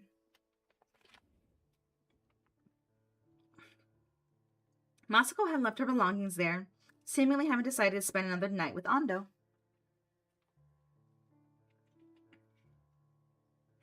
How long do I have left?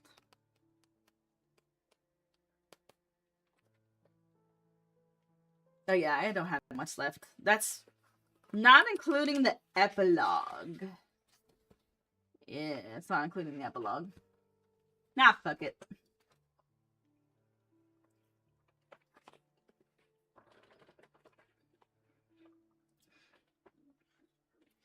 Ando's shoulders and back were stiff from watching movies in the morning and afternoon. He wanted to soak in the tub. Why am I so low? Hello? There we go. So having to take off his coat, he found the publisher's pamphlet in his pocket. He took it out and placed it on the bedside table, thinking to examine it at leisure after a bath. He decided to buy Ryuji's book, and he needed to check the title and publication date. He stripped down to his shirt and rolled up his cuffs. He gave the tub a quick rinse and then adjusted the water temperature and started to fill it. It wasn't a large tub, so it wasn't long before it was ready. The bathroom was full of steam, and turning on the fan didn't do much good. He thought he'd have Masako bathe first, so he'd stuck his head into the other room. She was sitting at the edge of the bed, taking off her stockings. Would you like to take a bath? She stood up. At the same time, the phone rang. As Ando walked to the phone, Masako took his place in the bathroom, disappearing behind the accordion-style shower curtain. It was Miyashita, as he expected. As soon as Ando had the receiver to his ear, his friend yelled, "Where the hell have you been all day?" At the movies? Miyashita obviously hadn't expected that answer. At the movies? He blurted. 2 of them, in fact. Must be nice not to have the care in the world, Miyashita sneered in heartfelt disgust. Then he continued with his harangue. I'm saying harangue. I don't know how many times I tried to call you. I do go out, you know. Well, whatever. Do you know where I am right now? Where was Miyashita calling from? It didn't sound like he was at home. Ando could hear cars. He must have been in the roadside phone booth somewhere. Please don't tell me you're in the neighborhood and you want to come up. Now is a bad time. Masako was in the bath, and Ando had prepared to refuse if that was what Miyashita's plan was. Don't be an idiot. Think theater, man. The stage. What are you talking about? Now it was Ando's turn to be annoyed. What right did Miyashita have to criticize him for watching movies when he was going to plays? But that wasn't what Miyashita was going up to. I'm at the offices of theater group Soaring. The name rang a bell. Where had he seen it before? He remembered it. In Ring. It was the name of the troupe Sadako Yamamura had belonged to prior to her death. What the hell are you doing there? Yesterday I realized that the description of rings were so precise and objective that it was like they'd been observed through the viewfinder of a video camera. Me too. Why were they going through all that again? Ando spotted the Sutoku pamphlet at the table and pulled it over next to him so he could take notes on it. It was a habit of his to take notes while he was on the phone. It calmed him down. His customary phone conversation posture was receiver wedged between his ear and his left shoulder, ballpoint pen in his right hand. Well, I realized today that there was one more thing to check on. I mean, if we walked to look at faces, we didn't need to go all the way to Atami, did we? Ando was getting impatient. He couldn't see where Miyashita was going. Just tell me already. Miyashita finally came out with it. I'm talking about Sadako Yamamura. Come on, she died in 1966. But wait. Ando suddenly realized why Miyashita had visited the theater group. The photograph. He remembered reading Ring that Asakawa's colleague, Yoshino, had visited the troupe's rehearsal space and seen Sadako's portfolio. This was something she submitted when she joined the troupe, and included 2 photos, a full-length one and one from the chest up. Yoshino had made copies of them. Finally got it, huh? All along, it's easy as pie to feast our eyes on Sadako. Ando summoned up his mental image of Sadako. Thanks to Ring, he had quite a strong impression stored away in his brain. Tall and slender, with only a modest bust line but perfectly balanced in her proportions. Her facial features were somewhat androgynous, but she had perfect eyes and a perfect nose, with nothing about them he would change if he could. He imagined her as an unapproachable beauty. Ando whipped up some courage and asked, "And how about it? Have you gotten them to show you the photos?" Miyashita had probably seen them, and the face in the photos and the one in his mind had probably been identical. That was the reply Ando expected. But what he heard from the other end of the line was a sigh. It's different. You mean, the face is different. Ando didn't know what to say. I don't know how to put it. The Sadako Yamamura in the photos is not the one I pictured. She's beautiful, no question, but how can I put it? What do you mean? What do I mean? Hell, I'm just confused. But I did remember something. I had a friend who was good at drawing people's portraits, and I asked him once what type of face was the hardest to draw for him. And he told me there wasn't any particular type of face he couldn't draw. He said all faces had peculiarities that made them easy to capture in convincing portraits, But if he had to pick one, he said, the hardest type to draw for him was his own face. Okay. Especially when the self-portrait is a very subconscious sort. It's next to impossible to make the picture match the reality. It always comes out looking like someone else. So, what does it have to do with any of the questions at hand? Nothing, I guess. I was just reminded of him, that's all. But take the videotape. It wasn't shot with a camera, right? Those images came from Sadako's eyes and mind. And in spite of that, what? It captured places and people accurately. We didn't exactly see the video, you know. But we read ring. Ando was getting annoyed. Miyashita seemed to be dancing around the subject. He was like a child who wanted to go somewhere, but was afraid to take the first step. Look, Miyashita, why don't you just tell me what's on your mind? Ando could hear Miyashita take a deep breath. Did Kazuyuki Asakawa really write ring? Who else could have? Ando started to say it, but he heard a beep signal that Miyashita's phone call was about to run out. Crap, my card's almost used up. Can you fax machine handle photos? Miyashita spoke fast. That's what the guy said when he sold it to me. Great, I'll fax them to you. I just wanted you to check right away to see if she's different from what you imagined, or if I'm just... And with that, they were cut off. Ando sat there for a minute with the receiver until still on his shoulder, in a daze. The noise of the shower stopped and the apartment was wrapped in stillness. Feeling a chill breeze, he looked over to see that the window was cracked open, emitted the wintry night air. In the distance, a car horn sounded. The dry, harsh noise testified to how desiccated the outside air was. In contrast, the air inside his apartment was almost ringing with moisture as steam seeped from the bathroom. Masako was taking a long time. Now I'm too big. Oh my god.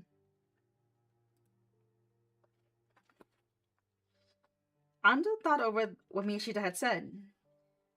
He could understand his friend's state of mind.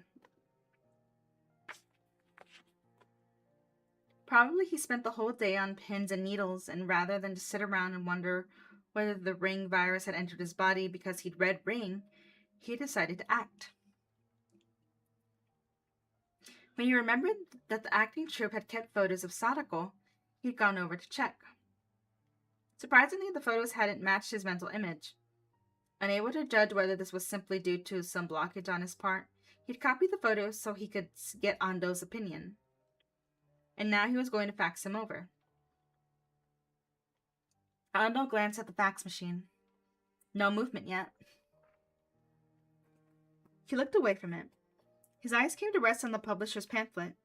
He picked it up and started to flip through it while he waited. The upcoming publications were listed on the back. Under the heading New in February, 15 or so titles were listed, each one followed by the name of the author and a dozen or so words describing the contents. About halfway down, Ando saw Ryuji's name. The title was still The Structure of Knowledge, and the summary said it represented the cutting edge of contemporary thought.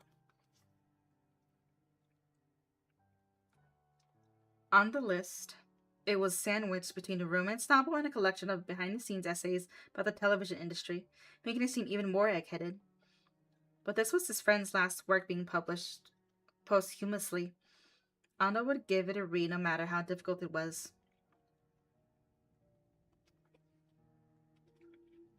He circled the entry. He felt something click in his mind. He couldn't figure out what. Still holding the pen, he thought hard. It seemed to him that he'd seen a familiar word on the page of the pamphlet. He looked again. The bottom half of the page had taken up with the list, in smaller type, of books coming out in March.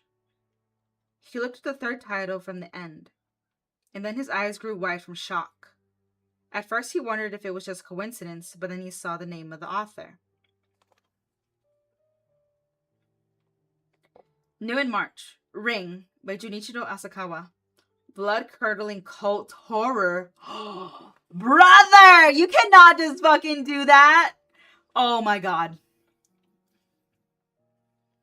Ando let the pamphlet slip out of his hand. He was going to publish that? Now he understood why Junichiro had been so standoffish that day, when Ando had run into him at the Shotoku lounge.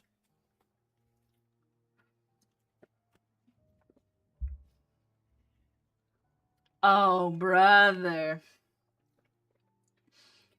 He decided to tweak his brother's reportage and publish it as a novel.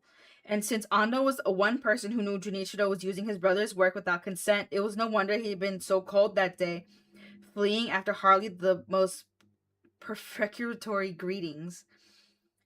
Had they talked for long, the subject of the report would have come up, and his editors might have found out. Night, Sammy. Junichiro obviously wanted to claim the book as being entirely his own. It mustn't go to press, Ando cried out. At the very least, he had to get Junichiro to delay publication till it could be established that Ring was physically harmless. It was his duty as a medical professional. Tomorrow, he and Miyashita would have their blood tested. It would take several days for the results to come back. If they were positive, he and Miyashita turned out to be carriers of the Ring virus, the publication of that book could have catastrophic consequences. The original videotape could only spread at the rate of 1 copy at a time. Publication involved numbers of an entirely different scale, 10,000 copies at least. In a worst-case scenario, hundreds of thousands, even millions of copies would be dismissed throughout the country. Ando's teeth chattered as he imagined a huge tsunami. A vast, dark wall of ocean bearing down silently, driving before it a wind that he thought he could feel on him even now. He went to the window and shut it tightly. Standing by the window, he looked back toward the hall. Masako stood there, wrapped in a towel. He saw her face in profile. She was rummaging through her bag, probably for underwear. The phone rang. Ando picked up the receiver and then he confirmed that it was an incoming fax. He pushed the start button on the fax machine. Miyashita was sending him the photos.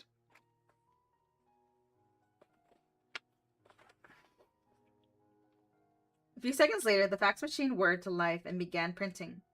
Ando stood motionless over the black machine, staring at the sheet slowly emerging from it. He felt someone sneak up behind him and turned to look. It was Masako, wearing only panties. She draped the towel over her shoulders and was standing behind him. Her face was flushed and her eyes had a new gleam, so lustrous as to make him want to hold her and kiss her eyelids then and there. She wore a strangely resolute expression. The fax machine beeped to say it was done printing. Ando tore off the fax and sat down in bed and had a look. The transmission consisted of 2 photos side by side. The printout wasn't quite photo quality, but it was clear enough for him to make out Sadako Yamamura's face and body. He screamed. The woman in the photos was indeed different from what he'd imagined, but that wasn't why he screamed. The photos on the fax were of the woman standing in front of him now. She took the fax out of his hands and looked at the photos.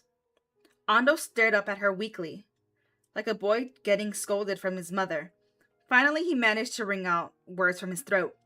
You're Sadako Yamamura. Not Masako. Not my sister. Those were lies. Her expression relaxed. Perhaps she found Ando's consternation funny, for she seemed to be smiling. Ando's mind went blank. It was the first time he'd ever fainted in his almost 35 years. How the fuck did she come back? Huh?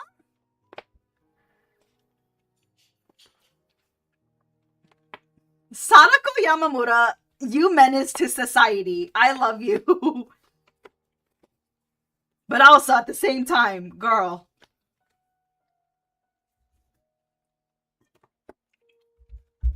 Now we finishing this. I have like around chapter 6. I mean, there's 8 months plus the epilogue.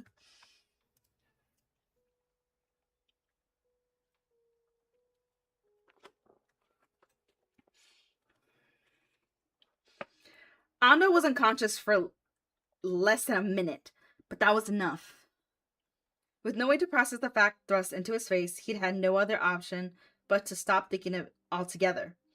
Perhaps his consciousness would have been able to deal with it if he'd had a little more time or more composure to begin with.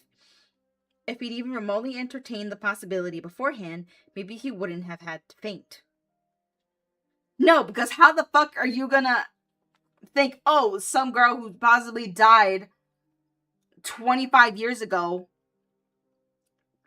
is standing right in front of you right now?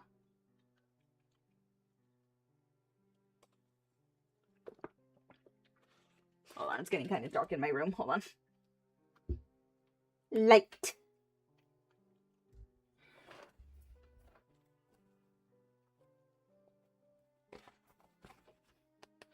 I don't need sleep. I need answers.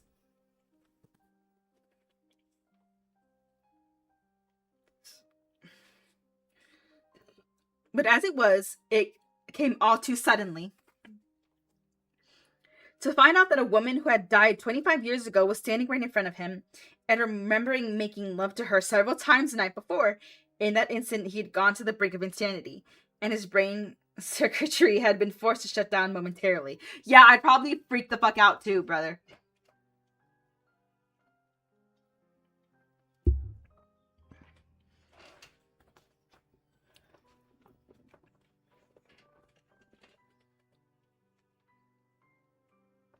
Oh, wait, hold on.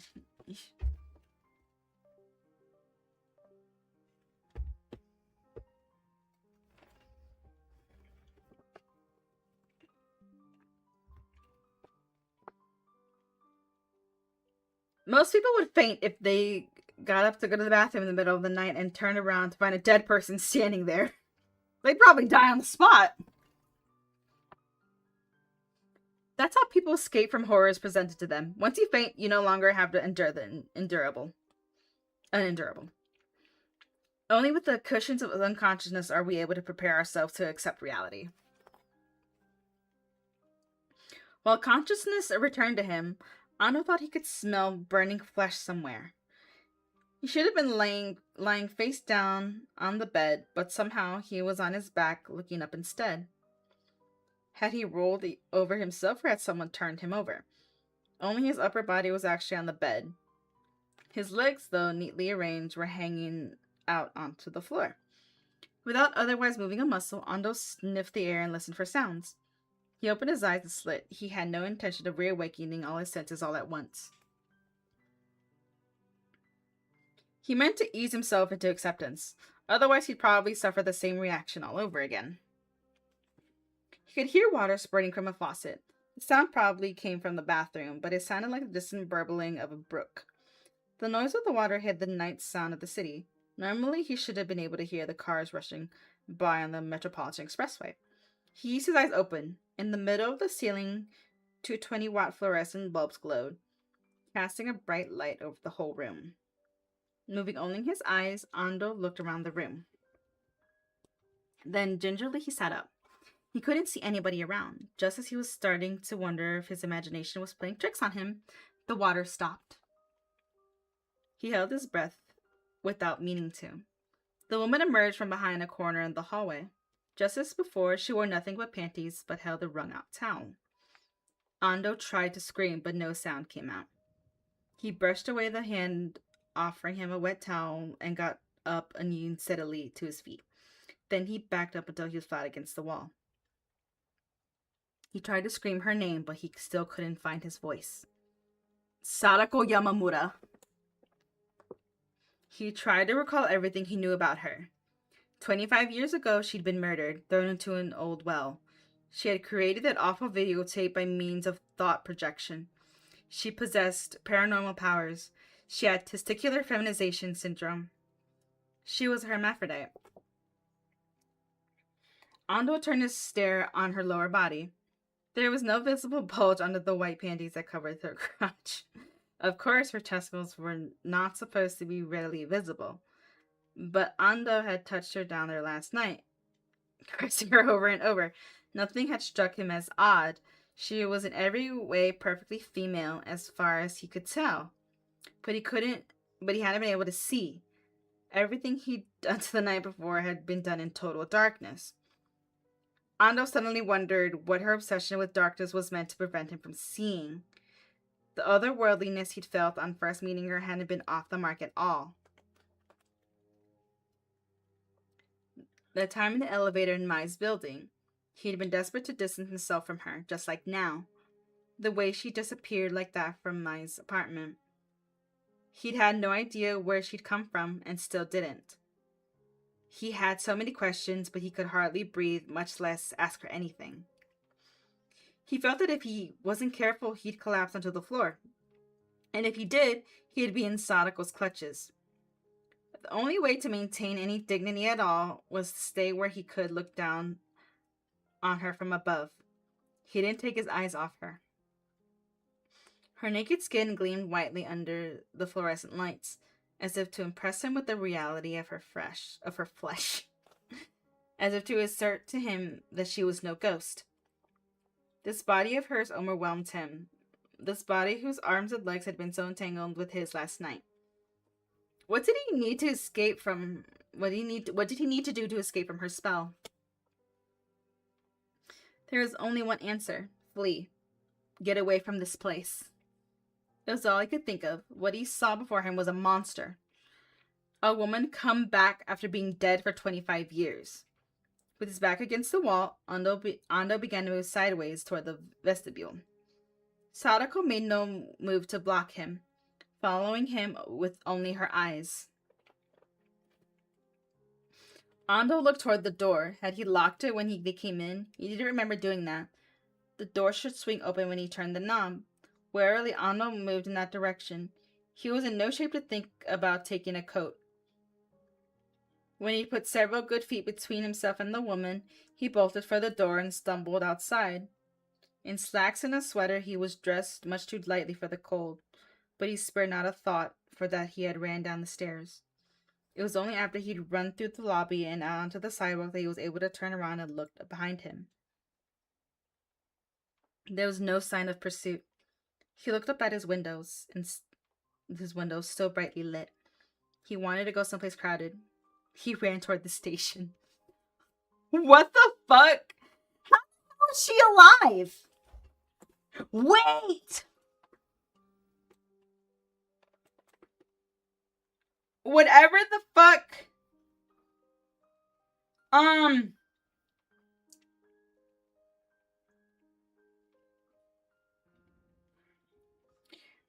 Fucking, what mine was, wait. Oh my god, did she get reincarnated? Did she get reborn because of my? She was acting like a child. She technically is a child. Oh, brother. She's like, what? A few weeks old? Oh no. That incident report's gonna be wild.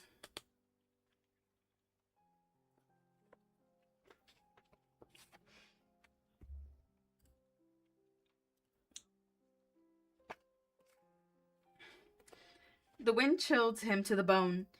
He had no particular destination in mind, but he found himself unnaturally gravitating toward bright places. He turned his back to the shadowy groves of Yoyogi Park. The skyscrapers of Shinjuku loomed ahead like so many black hulks. Between him and them lay the modest bustle Sangobashi Station, surrounded by narrow shop-lined streets leading into residential areas.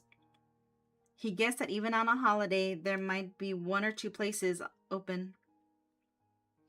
Ando's steps took him in that direction.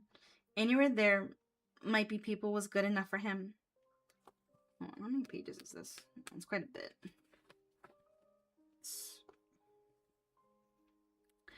It was only when he came to the ticket vending machine at the station that he realized he left his wallet behind. He couldn't go back and get it now. He searched his other pockets. He found the little case he kept his driver's license in. He remembered shoving it in his pocket the other day when he'd gone on that excursion with Miyashita, thinking he might have to take the wheel at some point. He had forgotten to take it out of his pocket when he got home.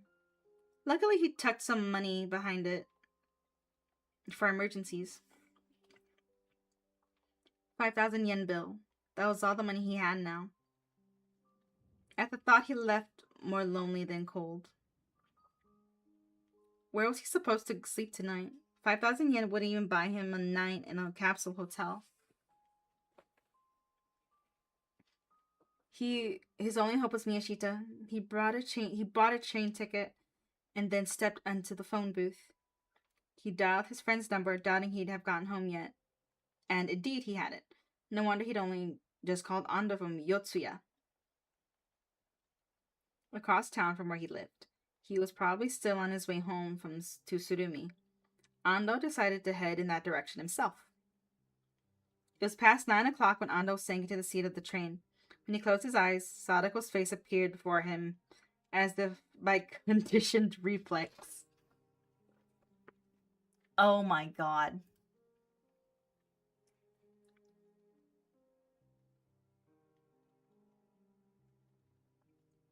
He never had these feelings about a woman changed so drastically over a short period of time. The cold air and mystery he'd sensed on their first meeting had dissipated somewhat on their second, to be replaced by a growing desire for her. When they met a third time, the desire was realized, and the faint beginnings of infatuation had stirred his heart. And then the fall.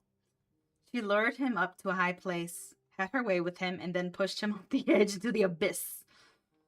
It was unendurable to think that he'd copulated with a woman who should have been dead for 25 years. The word necrophilia came to mind.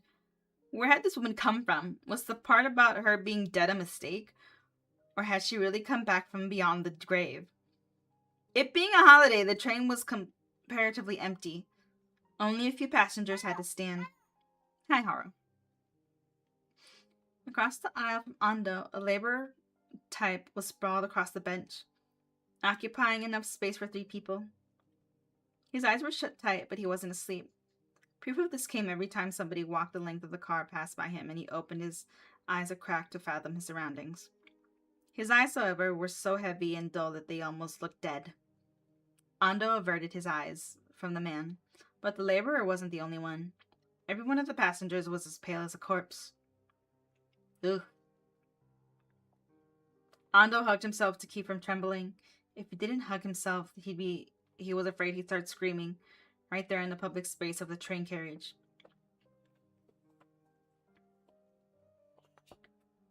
He accepted a glass of brandy from Miyashita.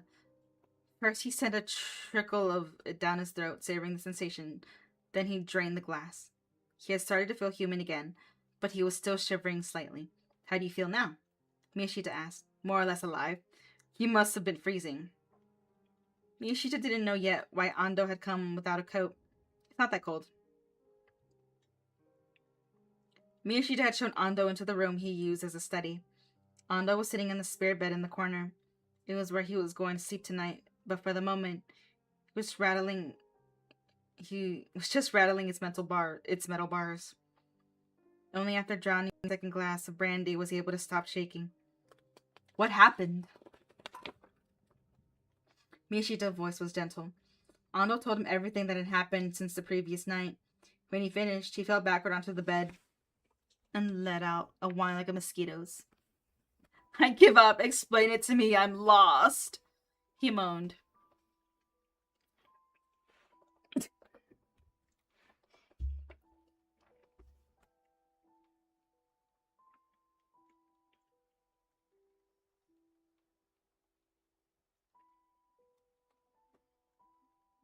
Brother.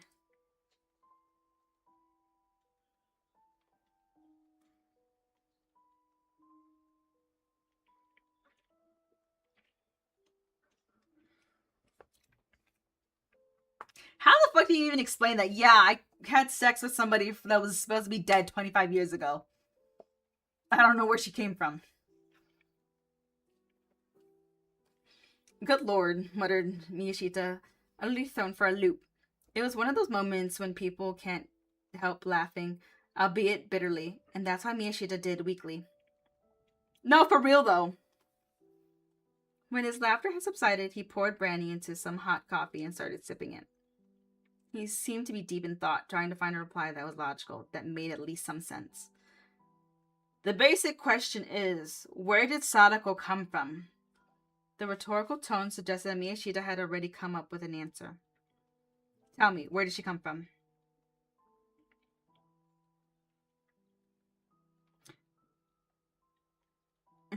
Tell me, where did she come from? Miyashita turned the question back to Ando. Don't you know? Still supine. Ando shook his head. No, I don't. You really don't know? Tell me, where did she come from? Mai Takano gave birth to her. I fucking knew it! Knew it!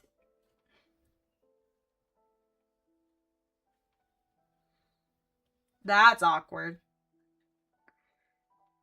That is really awkward.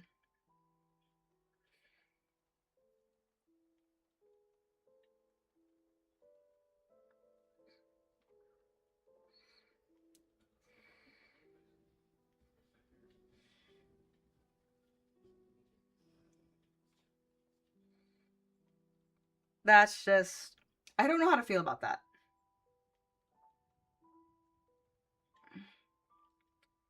I really don't.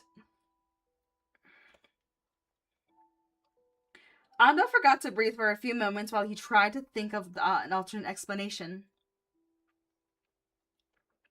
But he could hardly think at all. He'd lost the power of cognition. All he could do was repeat what he'd heard. Mai Takano gave birth to her? That evil video was born from Sadako's mind. Mai watched it on a day when she was ovulating. The ring virus was born in her body and then fertilized her egg. Fertilize isn't the right word, though. It probably more accurately to say that the nucleus of Mai's eggs was replaced with Sadako Yamamura's genes. If you're going to tell me you can explain the mechanism by which all this happened. Think back to when we ran the ring virus through the genetic sequencer. We discovered that it contained smallpox genes and human genes mixed together in a fixed ratio. Ando sat up and reached for his glass, but the glass was empty. So the human genes were Sadako's, split into hundreds of thousands of parts.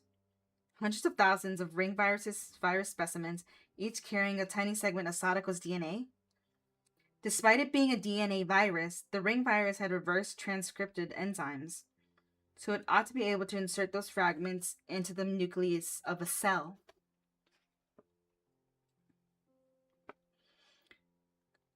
The single virus specimen would be incapable of carrying the entirety of a person's genetic information.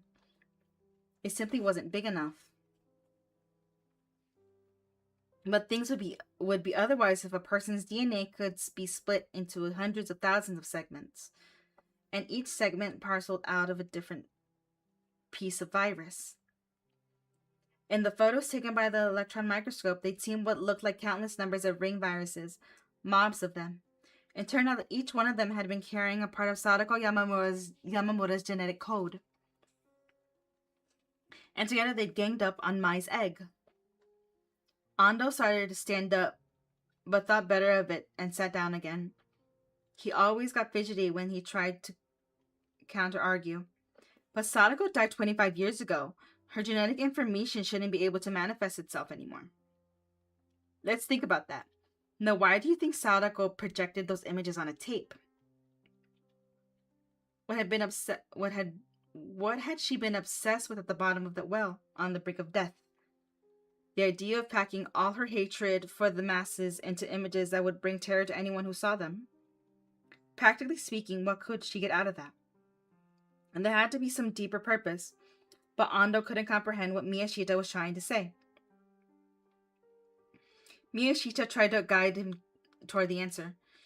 She was only 19. So? So, she didn't want to die. She was too young to die. Isn't it conceivable that she transformed her genetic information into a code and left it behind in the form of energy? Ando only answered with a sigh. She translated her genetic information into images and then projected those images? Ryuji has succeeded in communicating with them by encoding the word mutation into his own DNA-based sequence. But the human genome was huge, much too big to be translated into a single videotape. Ando finally countered with, "Impossible, the human genome is too large." Miyashita spread his arms to point at the corners of the room. Take this room, for example. Let's say we were to express the totality of this room in words. The study was about 8 mats large. A desk stood next to the bed. There was a computer on the desk, and next to that a pile of dictionaries. Most problematic were the bookshelves that stood up one wall. They were crammed with what had to be a few thousand books, ranging from works of literature to specialist works in medicine. It could easily take a day to list all the titles and authors. That's a lot of information. But what if? Miyashita mimed holding a camera. Click. You took a picture. You've got it all in an instant. With just one photo, you can store most of the information that makes up the site of this room. And think. Continuous images would increase the capacity that much more. It wouldn't be impossible to encode Sadako's complete genetic information that way. Ando saw what his friend was trying to say, but he still wasn't ready to go along. Let me think about it for a while, he said, shaking his head. He needed to go back and retrace for himself a path through what Miyashita was saying. Go ahead and think. I'm going to go take a leak. This guy, he is so perplexed at all the shit that's going on.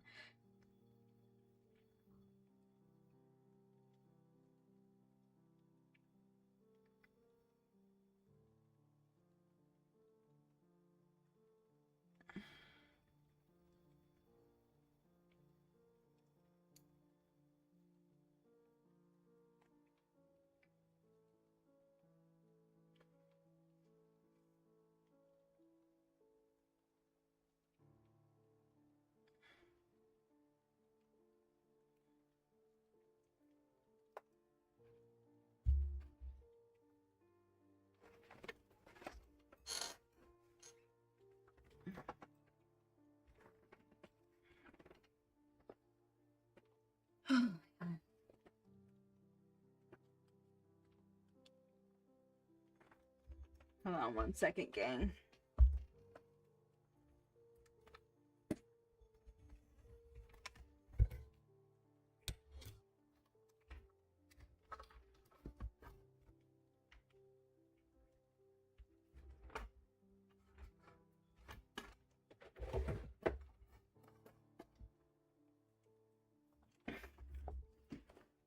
This shit's getting crazy and we're almost done with it. Hold on. Yeesh.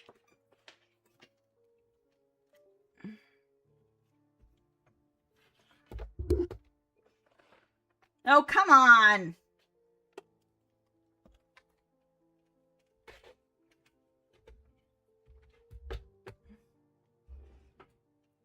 There we go.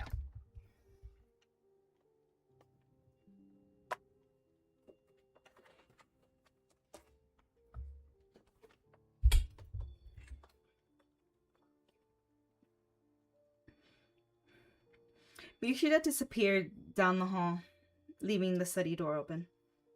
Of course, what Miyashita had spelled out was merely a hypothesis, but regardless of whether or not the mechanism Miyashita had laid out was actually how it happened, the fact remained that Mai Takano had given birth to Sadako Yamamura a week after insemination. That seemed to be beyond question at the point. A week from insemination to birth was an awfully short time. It's nay impossible. I mean, I guess not, but you get it. Something must have served to hasten the process of cellular division. The cell's nucleus contains chemical compounds called nucleic acids, and cellular divisions only occur when the levels of these nucleic acids exceed a certain level. Accordingly, the only way to drastically accelerate the frequency of cellular division is to provide excess quantities of nucleic acid. Perhaps the ring virus had managed this somehow, making it possible to force an incredible rate of growth in the fetus. That's fucking bizarre. Oh my god. The first time he visited Mai's apartment, he'd felt the presence of something hidden. Even though there was nobody there, his feelings had been right.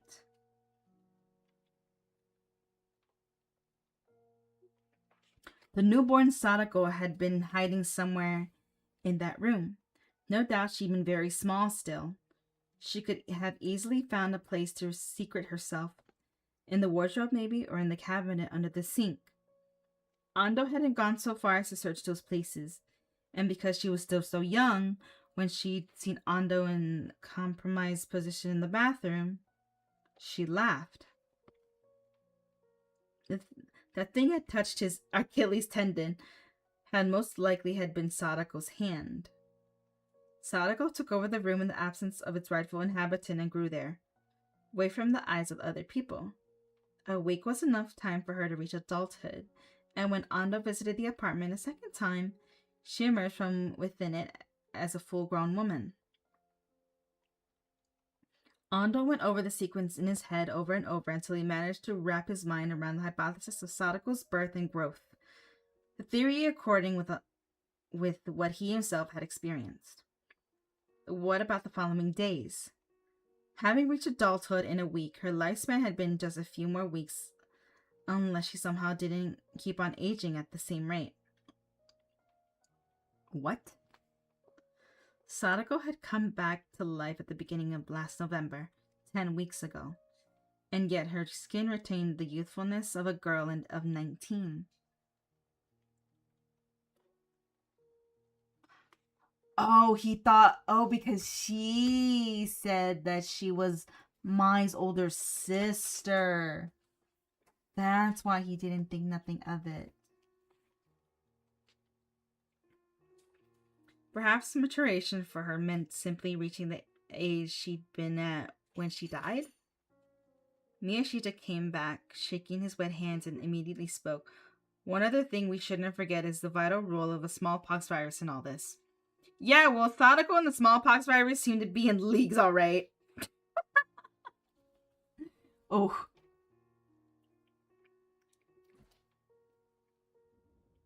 Just before her death, Sadako had contracted the virus from Jotaro Nagao. It seemed that she'd somehow blended with it there at the bottom of the well over a long period of time, until the mixture had achieved full ripeness. Two beings hounded to ultimately extinction had exacerbated each other's potency in their mutual desire to come back to life someday. Now, is it true that Junichiro Asakawa is going to publish Ring? Yep. Shotoku already has it listed as a brochure of upcoming releases. Okay, Sadako and the smallpox virus. Those two threads were twisted into one in the form of the killer videotape. Now that they're coming apart, evolving back into two separate strands, one is Sadako herself, and the other is Ring. Ando didn't object. A virus was something that inhabited the gray area between life and non-life anyway. Something that amounted to little more than information, whose very nature it was to effect dramatic changes in itself in response of the environment. That it should switch from the form of videotape to the form of a book didn't come as much of a shock. Viruses have to adapt. Viruses adapt to their environment. So this is the virus adapting to the current times. Okay. So that's why Kazuyuki Asakawa survived so long. Finally, the riddle was solved. In other words, there had been two exits. One was Sadako, and the other was the Ring report. And that was why both Mai and Kazuyuki had been spared death by artery blockage. As long as they had the ability to give birth, so to speak. Their lives weren't to be claimed so easily. It made sense. Just as the Ring virus that had invaded Mai's body had headed for her womb, in Kazuyuki's body, the virus had headed for the brain. It wasn't really Kazuyuki Asakawa who wrote Ring. He had been forced to write it. Sadako's DNA entered his brain and made him do it. And that was how he was able to describe things with such video camera-like accuracy. Only his depiction of Sadako, the main subject, was lacking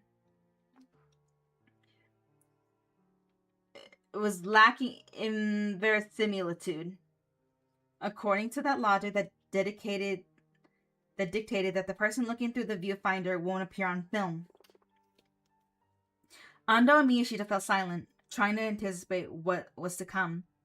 Just what did Sadako and Ring have in mind for humanity? Ando and Miyashita didn't want to wait for that result in their blood tests. They were sure now that they had to find some way to stop Ring from being published. Junichiro simply didn't understand how much misery the human race would suffer as a result of the book he was putting his name to. He had to be their first point of counterattack. They'd had to persuade him to reverse his decision to publish the book. But would he listen to them? They weren't sure they could get him to believe their outlandish tale in the first place.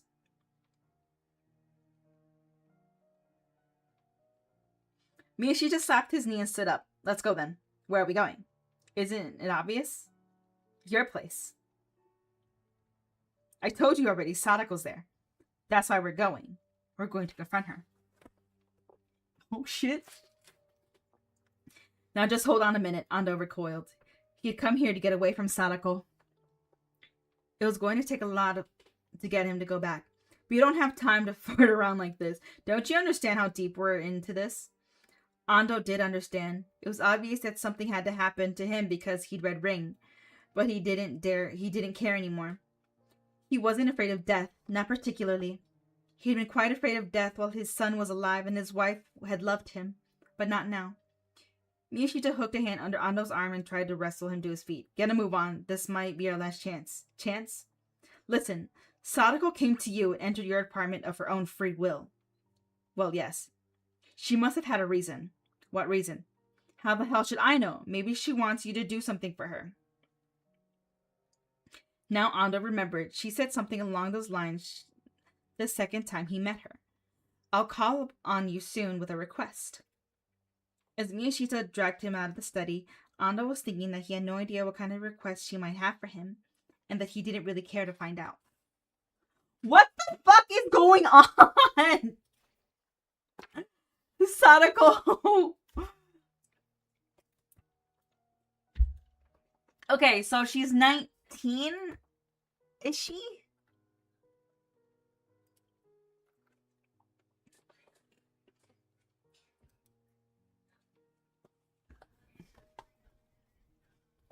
Yeah, well, we're almost... Oh shit, we're almost done. Ooh, the epilogue's next. Ooh, yeah. How much longer of this playlist? No, I'm still good. I'm still Gucci. They parked the car on the street that went to Yogi Park. As they climbed... Fell asleep here. Hi, Takia.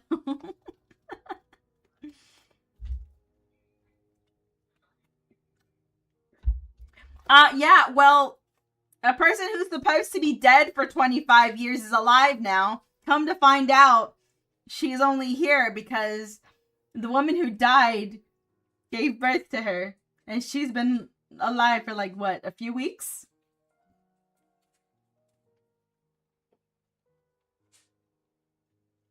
But if I hear delay respawn.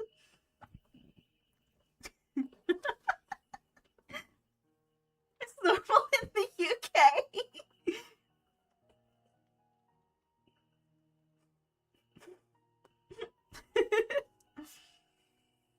As they climbed out onto the sidewalk, Ando and Miyashita looked up at the apartment building. Ando's windows were dark. It had been well over 3 hours since he'd burst out of there, chest heaving. It was now nearly 1 in the morning. Miyashita lowered his voice and asked, "Hey, are you sure that bitch is in there?" He used the word bitch, sounded forced. Ando figured Miyashita was trying to steel himself against the upcoming encounter. Maybe she's asleep? The room seemed quiet, but there was no way to tell from the outside if she was still there. Hey, do the living dead need to sleep? Miyashita said sarcastically, driving into the strangeness of Sadako, awakening from the long slumber just to doze off in a place like this. The two men stood on the empty sidewalk, staring up at the fourth-floor windows for a while. Then Miyashita, with the show of fighting spirit, said, "Let's go," and barged on ahead. Ando followed meekly behind. The silence and the cold of the night pierced him to the marrow, and he didn't think he could bear standing on the sidewalk much longer. Perhaps if it had been warmer, he would have been even less willing to go back into his apartment.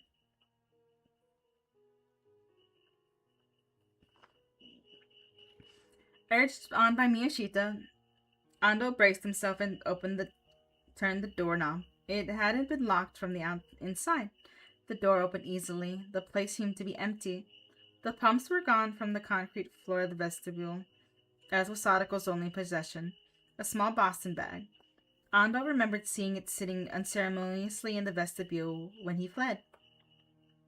Ando led the way into the apartment and flipped on the lights. The place was indeed empty. The thread of his tension severed. Ando collapsed limply onto the bed. Miyashita thought, though, kept his senses sharp, peering into the bathroom and out of the balcony. Finally, having searched the place meticulously, he was convinced. "I think she's gone." "I wonder where she went," Ando mumbled, but in reality he couldn't care less where she'd gone. He never wanted to have anything to do with her again. "Any ideas?" asked Miyashita. Ando immediately shook his head.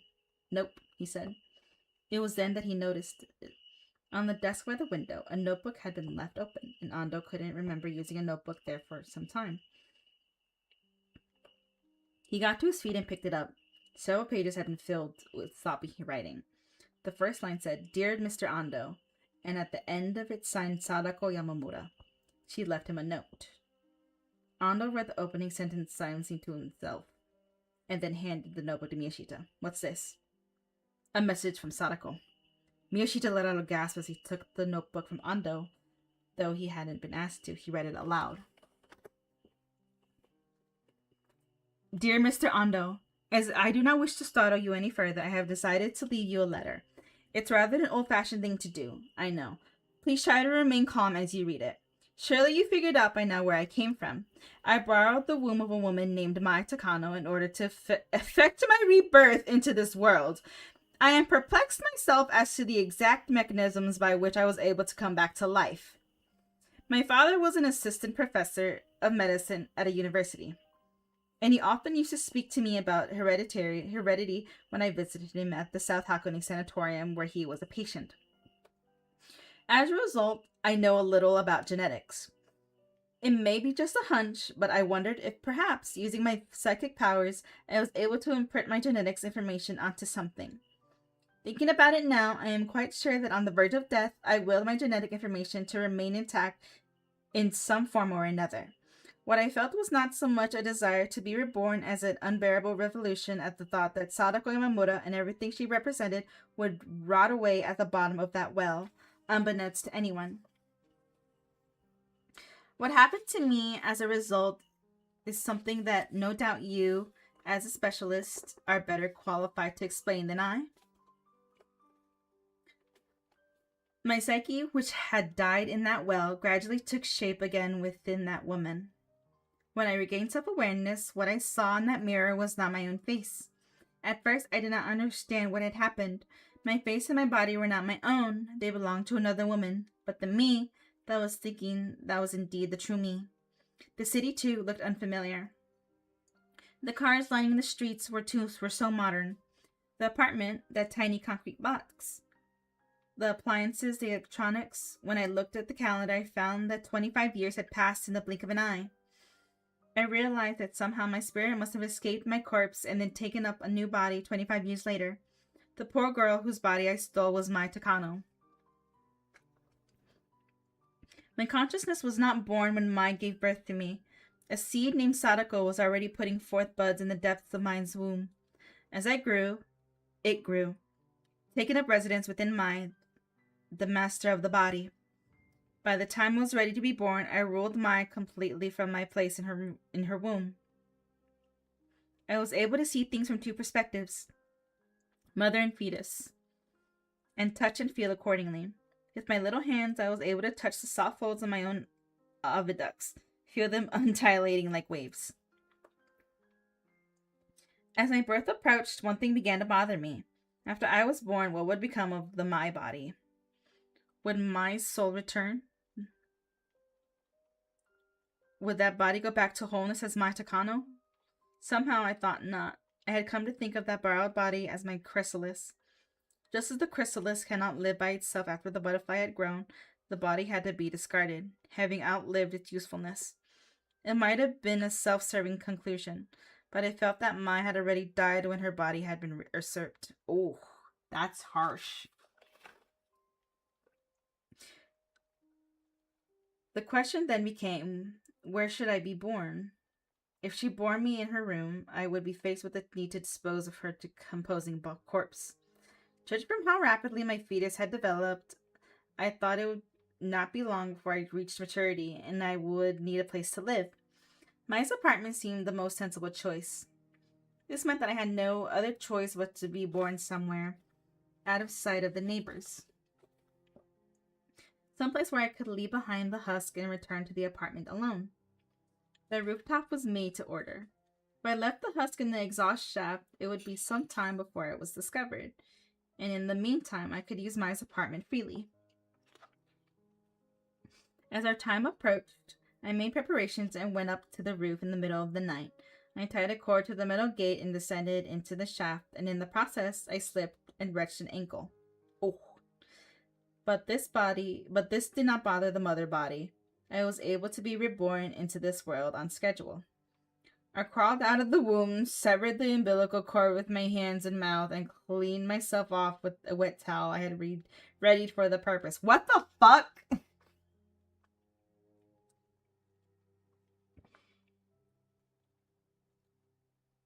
I was born in the early morning before sunrise. It was only then, when I looked up, that I first realized with a shock that the exhaust shaft looked quite like the well where I had died. It was like a rite of passage prepared for me by the gods.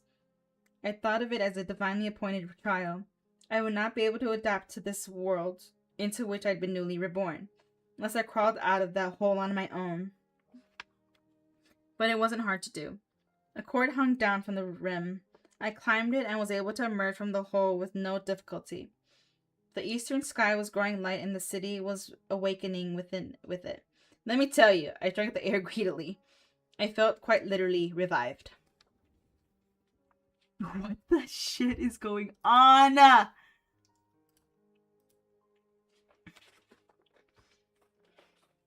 A week later, I had grown to the age I had been at my death. Mysteriously, I retained all of my memories from my previous life. My birth in Sashikiji on Izu Oshima Island. My transient life with my mother as she was subjected to parapsychological experiments. My aged father's time in the sanatorium. I remembered it all. Why is it that, I wonder? Perhaps memories are not engraved upon the folds of the brain, but stored in the genes. Deep within my body, however, there was one way in which I could tell I differed from my previous self. Intuition is all I have to go on by regarding the changes in my body, but I know beyond a doubt that I am different from what I was before. I seem to have both a womb and testicles. Previously, I had no womb. Reborn, I have both. I am now a complete hermaphrodite. What is more, the man in me can ejaculate. I learned that as a result of what we did together. Girl? It's discovering herself, I guess. Themself? Sadako, still an icon. At that point, Miyashita raised his eyes from the notebook and glanced at Ando. Thinking Miyashita meant to tease him about sleeping with Sadako, Ando snapped, "Shut up and keep reading." But Miyashita was thinking about something else. A complete hermaphrodite. Suppose maybe, can have a child without procreative sex. Imagine the consequences. Sadako is Sadako.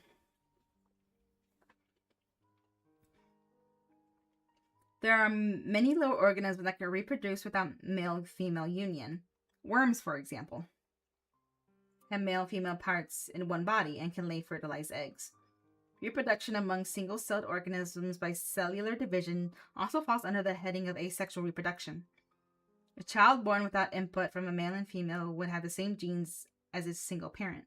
In other words, Sadako would give birth to another Sadako, if such a thing were possible. If that's true, then Ando's eyes gaze wandered uneasily off into space. Then Sadako isn't human anymore. She's a new species. New species arise due to mutation. This evolution happening before our eyes. Oh shit.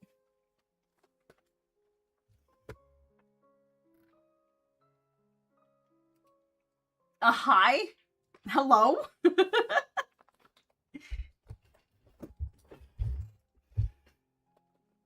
Have you come to collect me for the star in doing?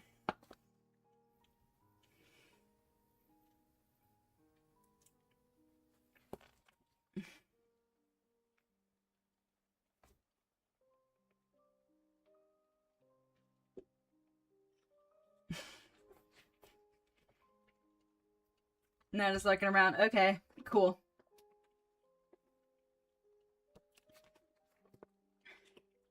Well, I'm near the end of my book, so you're gonna sit back and relax, I guess.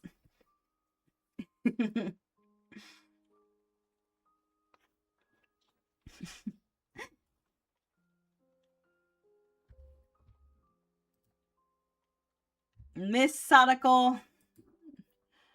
Bet.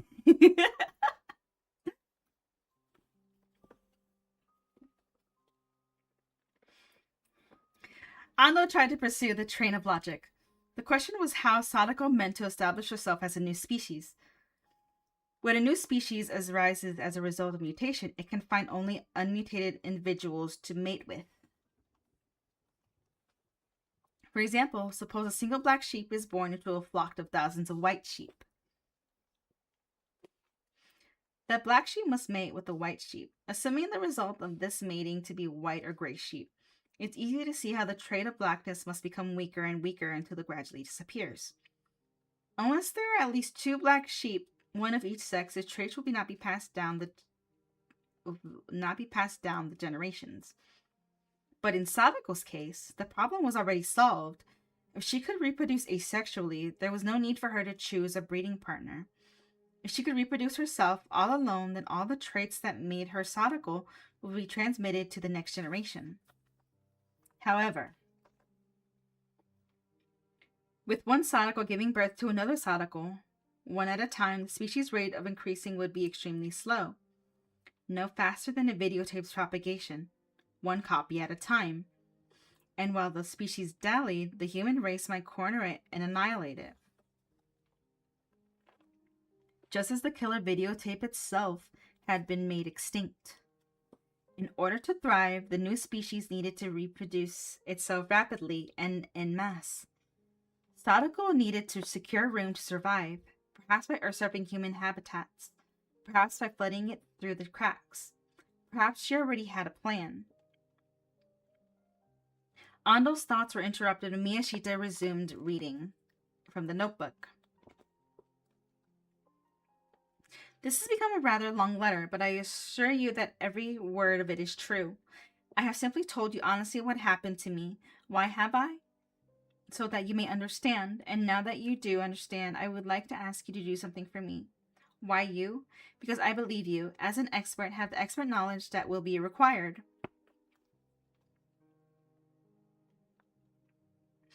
Ando braced himself reflectively. Oh God, here it comes. What if it was something he didn't know how to do? The thought filled him with anxiety. First things first, I want you to not interfere with the publication of Ring. Well, that was certainly within the scope of his abilities. All he had to do was do nothing. I want you not to interfere with anything else I may try to do, either. I want you to cooperate with me. Please listen to me. It is not my intention to threaten you, but I must tell you that something very bad will happen to you if you interfere. After all, you have already read the manuscript called Ring. Consider it too late, please, to do anything. If you cross me, you will find a change coming over your body, but I realize that you are courageous and may be willing to resist me even at the risk of death. So I think I must offer you a reward for granting my request. Nothing is free, is it? What would you say if I told you that I could offer you the thing you want most? Namely... God damn it. Sadako, don't play with this man. He's grieving. Miyashita stopped reading and handed the notebook to Ando, evidently wanting him to see for himself what came next. No sooner did Ando read what had written there that he dropped the notebook. In an instant, he'd been robbed of the power to think. All strength had been sapped from his body. He never dreamed she would offer such a thing. Miyashita must have guessed how he was feeling, and he made no comment. Ando's eyes went shut. Sadako, he felt, was whispering sweetly to him that he could destroy the human race. That he should take the side of the new species, become its ally, and work on its behalf. Sadako understood that without collaborating among humans, her species would never survive. Junichiro Asakawa, through his efforts to publish Ring, was already acting on Sadako's behalf. He probably didn't yet realize it himself, but there was no question Sadako was manipulating him. But the compensation Ando was being offered in exchange for his soul was more than enticing. How many times had he prayed for that dream to come true, never thinking that it actually could? Is such a thing possible? He asked himself. He opened his eyes and looked at the bookshelf. There it was in an envelope sandwiched between two books. Medically, it wasn't impossible. And with Sadako's help, it might actually happen. Still. He raised his voice in a cry of anguish. If Sadako wasn't stopped now, there was no telling what suffering she'd bring to the human race. As a member of the race, Ando couldn't betray it. In the end, the only way to stop Sadako was to destroy her. But if her body was obliterated, his dream would be too. The only way to make his dream come true was to keep Sadako safe and healthy. Ando was openly groaning now from the depths of his torment. As he lay on the bed, belly heaving, he saw a figure behind his closed eyelids, a figure that he could not chase away. What should I do? Ando wept. He was incapable of coming to a decision on his own. That's your problem, Mishita said, not cruelly, but with calm self-possession. But I don't know what I should do. Think about it. If we get in Sadako's way, you and I will be killed on the spot. She'll find someone else to assist her, that's all. Miyashita was probably right. Everything was clear when he had thought about it coolly. Ando's meeting up with Sadako had not been pure chance. She had been watching him. None of it was an accident. Not his brush with her in Mai's apartment. Not his rooftop encounter with her. Not their meeting at Sangobashi Station. She'd foreseen that. Ando was ferret at the truth. He would ferret out the truth. And she'd made her moves. Suddenly, Ando felt it was simply impossible to outmaneuver Sadako. All he had to do was make one false move and the ring virus in his body would start to wreak havoc on him. Miyashita had seen this immediately and drawn the obvious conclusion, but Ando still couldn't quite make up his mind. Are you saying I should cooperate with her? What else can you do? What about humanity? Come on, stop acting like you're a delegate for the whole species. Besides, you've already decided, haven't you?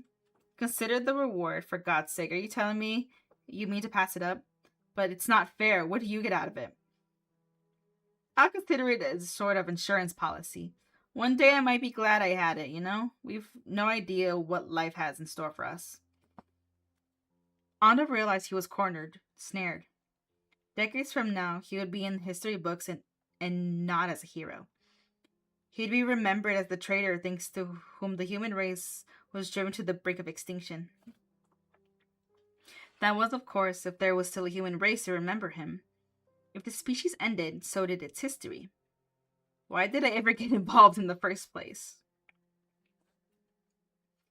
Remorsefully, Ando thought back to how it all began for him. How could he forget it? There had been Ryuji's autopsy, and then the code, Ring. It was meant to inform Ando of the existence of a report, Ring. He'd read that report. If he hadn't read it, he wouldn't be in this mess now. If only he hadn't read it. Something interrupted Ando's reflection. A thought. There was something else going on here. Ryuji, he muttered. Miyashita gave him a worried look. Ando paid no attention, though, as he pursued this new line of reasoning. He was beginning to think he saw Will at work behind all the events he'd accepted at random. Had Ryuji really sent him the word ring and mutation in code out of pure goodwill? Just to tell Ando to pay attention. Ando began to doubt that. He began to see these hints as course corrections, delivered at moments when Ando seemed about to get off track. Why had Ryuji done such a thing? There was something else too. Just why had Mai ended up watching the killer video anyways? If it hadn't been for the coincidence of her watching it on the very day she was ovulating, Sadako would never have been reborn. Where had Mai gotten the tape? At Ryuji's place. Why had she gone there? Ryuji's article was missing a page. Was it really missing a page? Only Ryuji knows. Everything came back to Ryuji. Ryuji. He and Mai had been intimate. It wasn't strange if he knew her menstrual cycle. She'd been guided by him on that very day. Oh, Lord. Ando looked at Miyashita's face as his eyes narrowed with concern and whispered, "It's Ryuji." Miyashita's eyes narrowed even further. He didn't understand. Don't you see? It's Ryuji. He's been the one pulling the strings all along. He's behind Sadako. What the fuck? As Ando repeated the name, he felt his suspicions harden into certainty. Ryuji had been playing all of them. He'd written the script. Outside the window, the sound of the city at night eddied and swirled. A car passed by on the Metropolitan Expressway with a grating noise as if it were dragging something heavy behind it. Like fingernails on glass, it sounded at first, then turned into loud male laughter. An eerie shrieking come from someplace far away. Ando thought it was Ryuji's voice. He called out to empty space. "Ryuji, are you there?" Naturally, there was no reply, but Ando could sense him. Ryuji was present.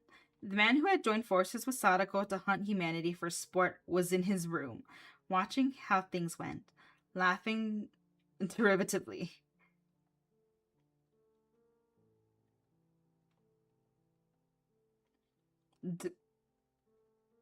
Derisively, not derivatively, at Ando for noticing too late to do anything about it.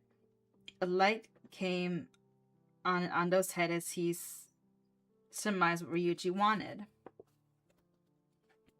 Something he was unable to obtain without Ando's cooperation. Ryuji's occult motives were finally clear, but it didn't do Ando any good. It was too late. The course of events was beyond the influence. The only thing left for Ando to do was join his voice with Ryuji's, with the chuckling in the dark.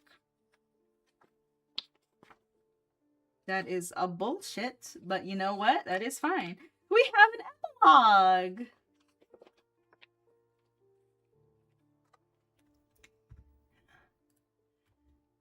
I didn't like Ryuji in the first book, and I still don't like him now.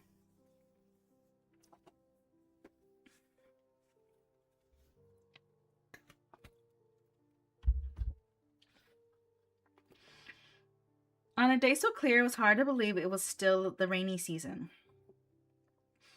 Ando went to the beach 2 years ago to the day at this very place his son had died.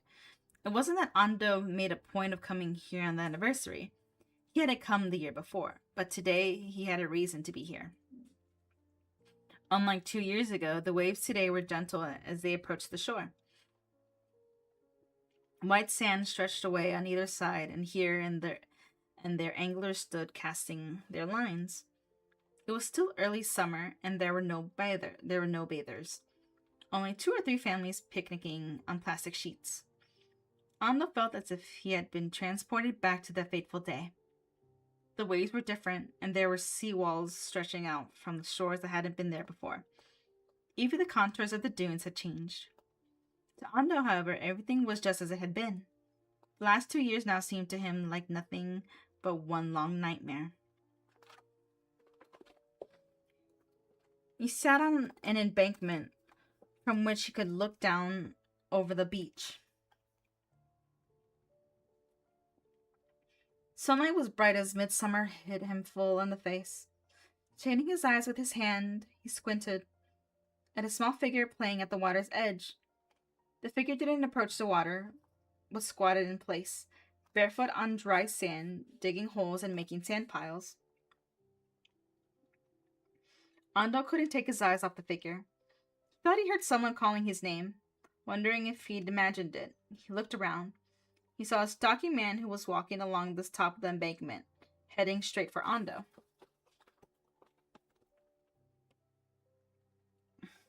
The man wore a striped long-sleeved shirt buttoned right up to the top. The shirt looked about to burst. The man's chest and upper arms were amazingly well muscled. His short neck was wrinkled above the painfully tight-looking collar. The man's blocky, angular face was sweaty, and he was out of breath as he approached, swinging a plastic bag from a convenience store. Ando recognized him. The last time he'd seen that man, it was at the medical examiner's office back in October. The man sat down alongside Ando, shoulder to shoulder with him. "Hey, long time no see." Ando didn't reply. He didn't even meet the man's eyes. He kept his gaze on the small figure playing near the waves.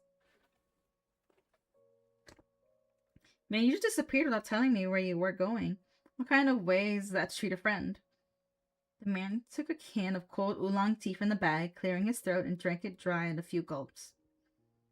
When he finished, he took out another can and offered it to Ando. "Thirsty?" Ando accepted the can silently and popped the pull ring. "How did you know I was here?" Ando asked calmly. "Miyashita told me that today was the anniversary of your kid's death. The rest was guesswork." "You're not that hard to figure out," the man laughed.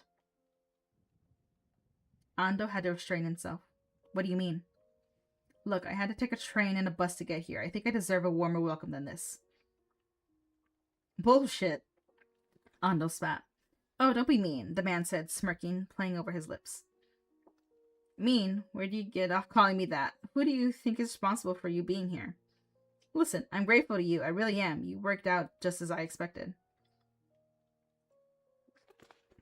Ando was reminded of just how far this man had manipulated him.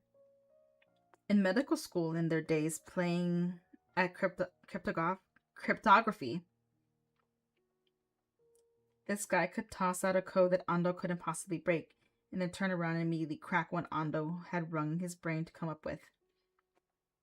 Ando felt annoyed and frustrated, but also somehow inspired by the guy's cleverness. Not anymore. I just felt used and insulted. He found nothing to praise in the man. Ando looked over at Ryuji Takayama, whom he had helped bring back to the world. What?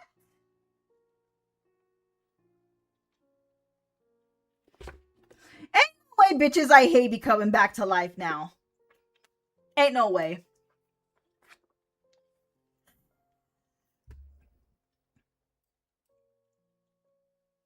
Of course. Of course. This is what we're doing now.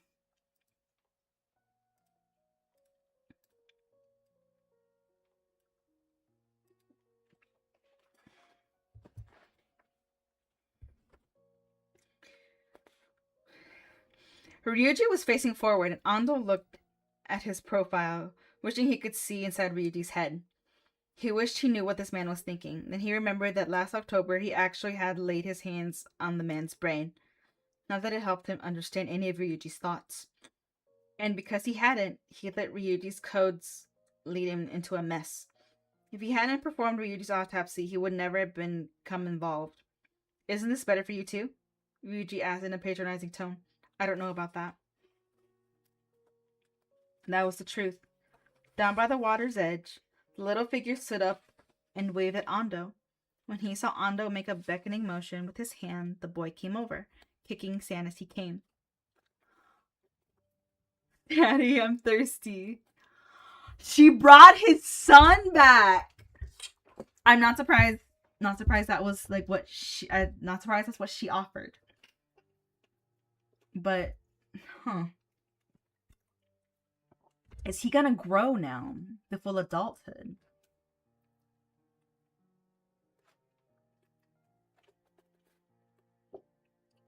Ando offered his son the oolong tea Ryuji had given him. The boy took it and brought it quickly to his lips. Ando watched his son's pale throat. He could almost see the cool liquid coursing down the little throat. Living, moving flesh and blood. I don't like that. Compared to the sweat oiling Ryuji's face, the droplets of precipitation rolling down the 3.5-year-old boy's neck were like crystal. Ando could hardly believe they were basically the same fluid. Hey there, kid. Want another one? We're two of a kind, you know. Ryuji said, fishing around in his bag. Two of a kind. The phrase stuck in Ando's craw.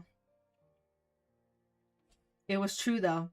The boy and Ryuji had been born of the same womb. Ando found it utterly horrifying.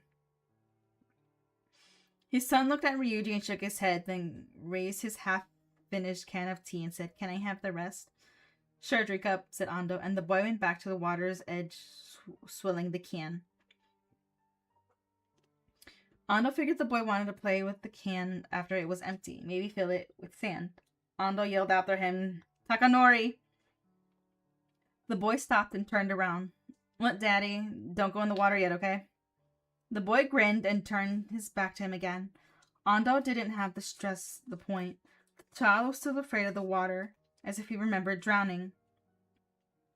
He probably wouldn't go into the water of his own accord. Even though he knew that, Ando couldn't help but be a little protective. Cute kid.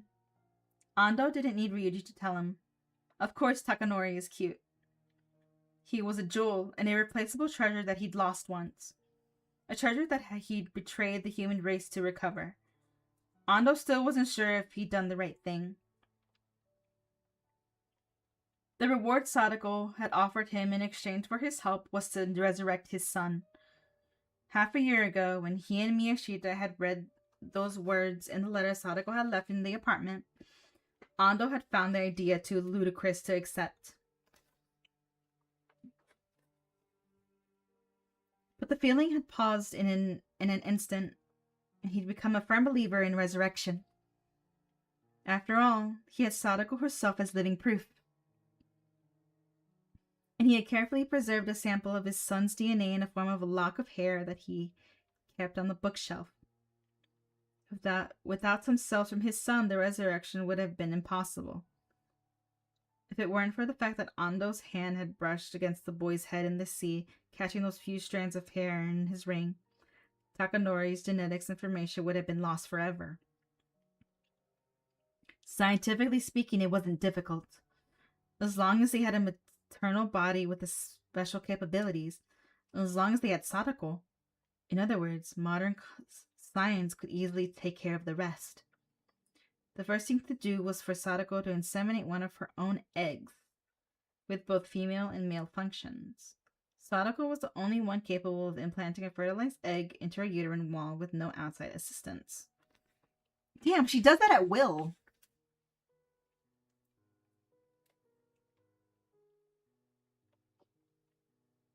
The next step was to remove this egg and replace its DNA with the DNA of the individual they wanted to bring back to life. True, it took delicate skill to extract the nucleus from one of the cells in Takanori's hair and switch it into the nucleus Sadako's inseminated egg, But for a specialist, it wasn't all that difficult. Theoretically, it was possible even to resurrect long extinct dinosaurs as long as their DNA survived.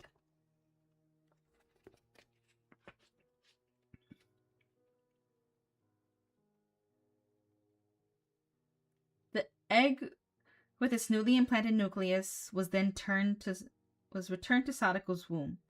All they had to do now was wait for it to be born. The fetus crawled out of her womb in about a week. And a week after that, it had grown at the full age at which the DNA sample had been separated for the rest of the original body. In Takanori's case, it was the moment when the drowning boy's head had touched his father's hand, leaving a lock of hair behind. He even recovered all of his memories up to the point of death.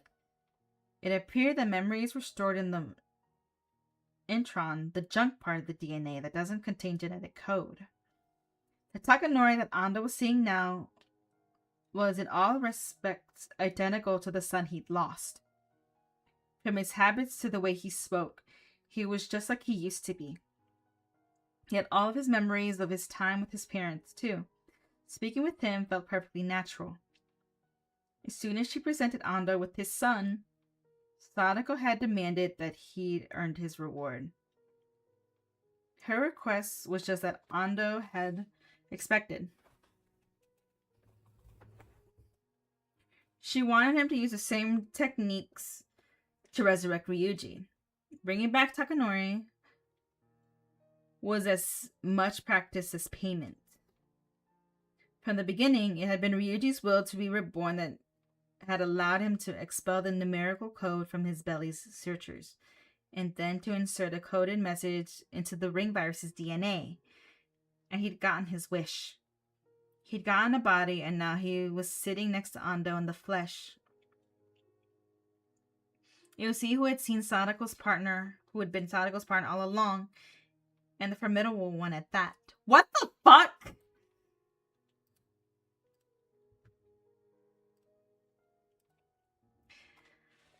Ryuji, I didn't like you before. I still don't like you now.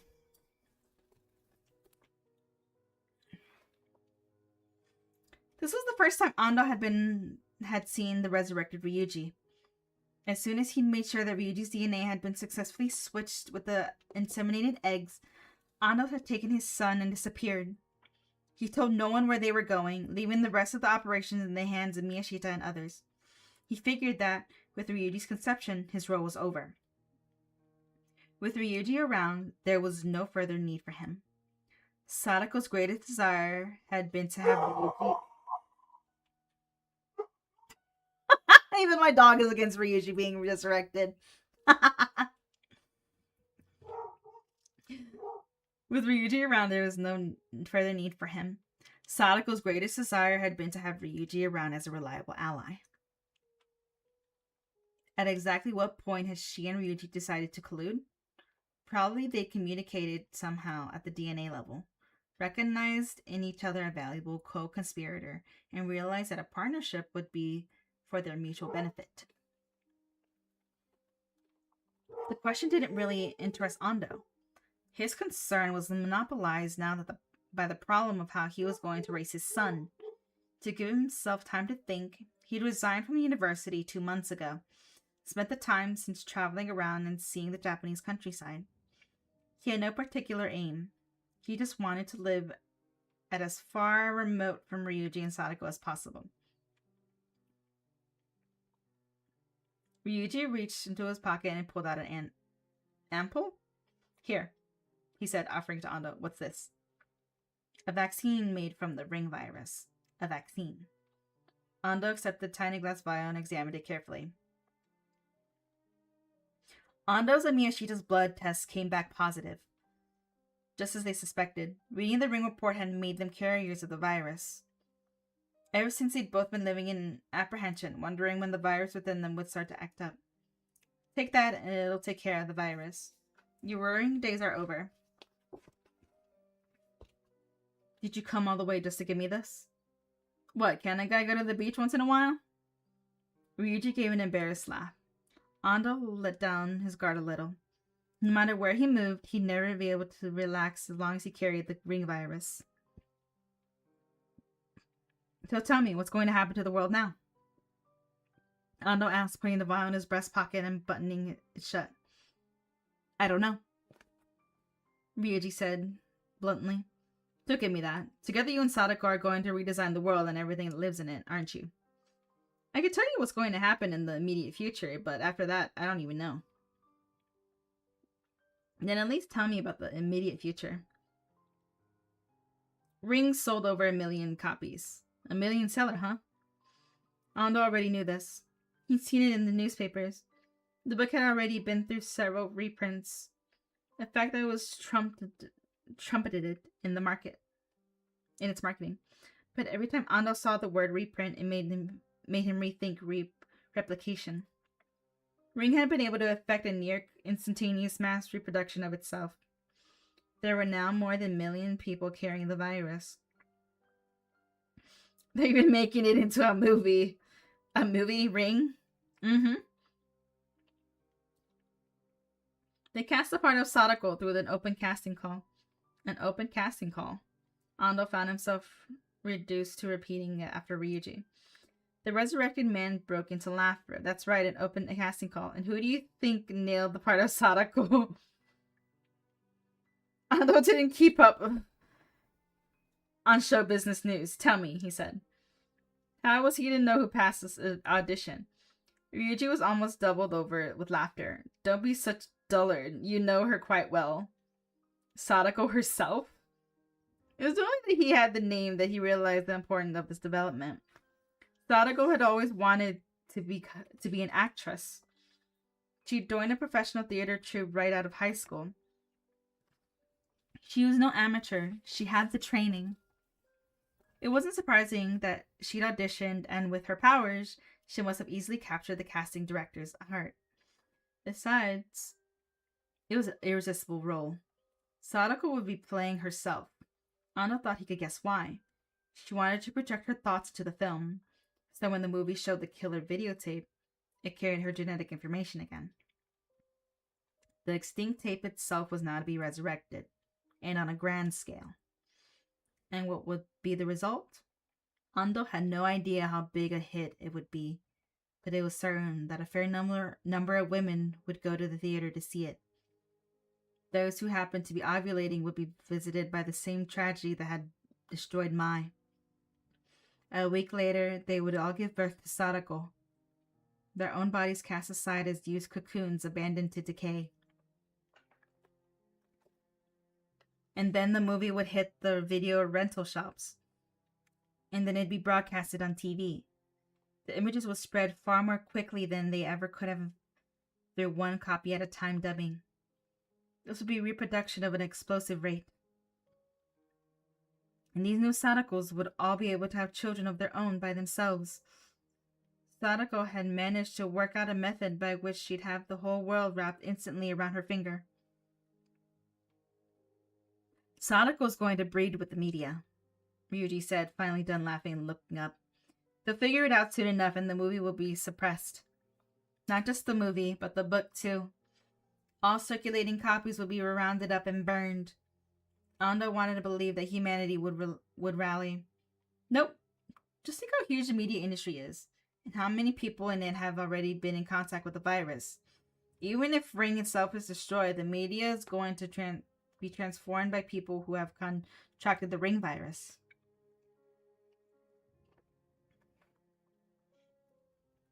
Just as the videotape mutated into a book, it's going to get into every stream.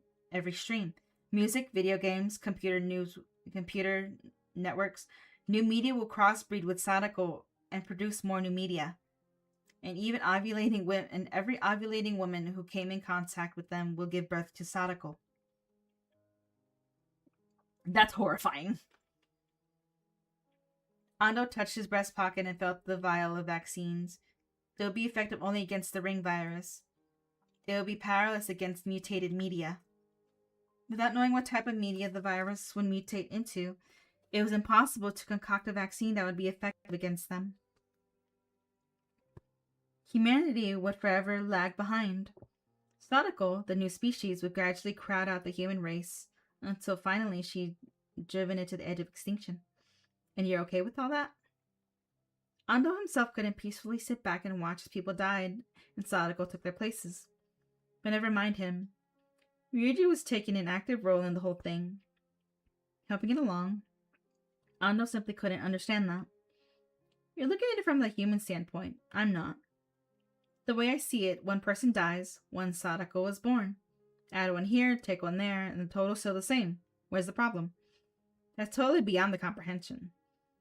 Ryuji brought his sweaty face right up to Ando's. Now's no time for you to be bitching. You're on our side now. To do what? You'll get to intervene in evolution, for one thing. A pretty rare opportunity, if you ask me. Evolution? Is that what you call this? All the diversity of human DNA would converge into the single DNA pattern that was Sadako. Was this evolution? It seemed rather a point of weakness to Ando. It's precisely because of the genetic diversity that some plague victims die while others survive. Even if another ice age comes, though, Ando, the Inuit would be able to live through it. And this would be thanks to diversity. In this case, of populations within the human species. If this diversity vanished, then the slightest mischance could lead to the downfall of the whole species. If, say, the original Sadako Yamamura had some defect in her immune system, the defect would be present in every subsequent Sadako. A simple cold could come as a highly blow to a species. Ando could only hope that happened. The only path left for the human race was to scrape by and wait for the Sadako species to die out. Do you know why living things evolve? Ando shook his head. He doubted there was anyone who could answer the question with perfect confidence. But Ryuji's voice had that confidence as he continued. Take the eye. I know I don't have to explain this as an anatomist like yourself, Dr. Ando. God damn, people talk too much. But the human eye is an amazingly complex mechanism. It's next to impossible to imagine that a piece of skin evolved into a cornea, a pupil, an eyeball, an optic nerve, connecting it to the brain, all in such a way to make it actually see. It's hard to believe it all happened by chance. It wasn't that we started to look at things because there was now a mechanism by which to see them. There first had to be a will to see, buried somewhere inside of living things. Without it, the mechanism would never have taken shape.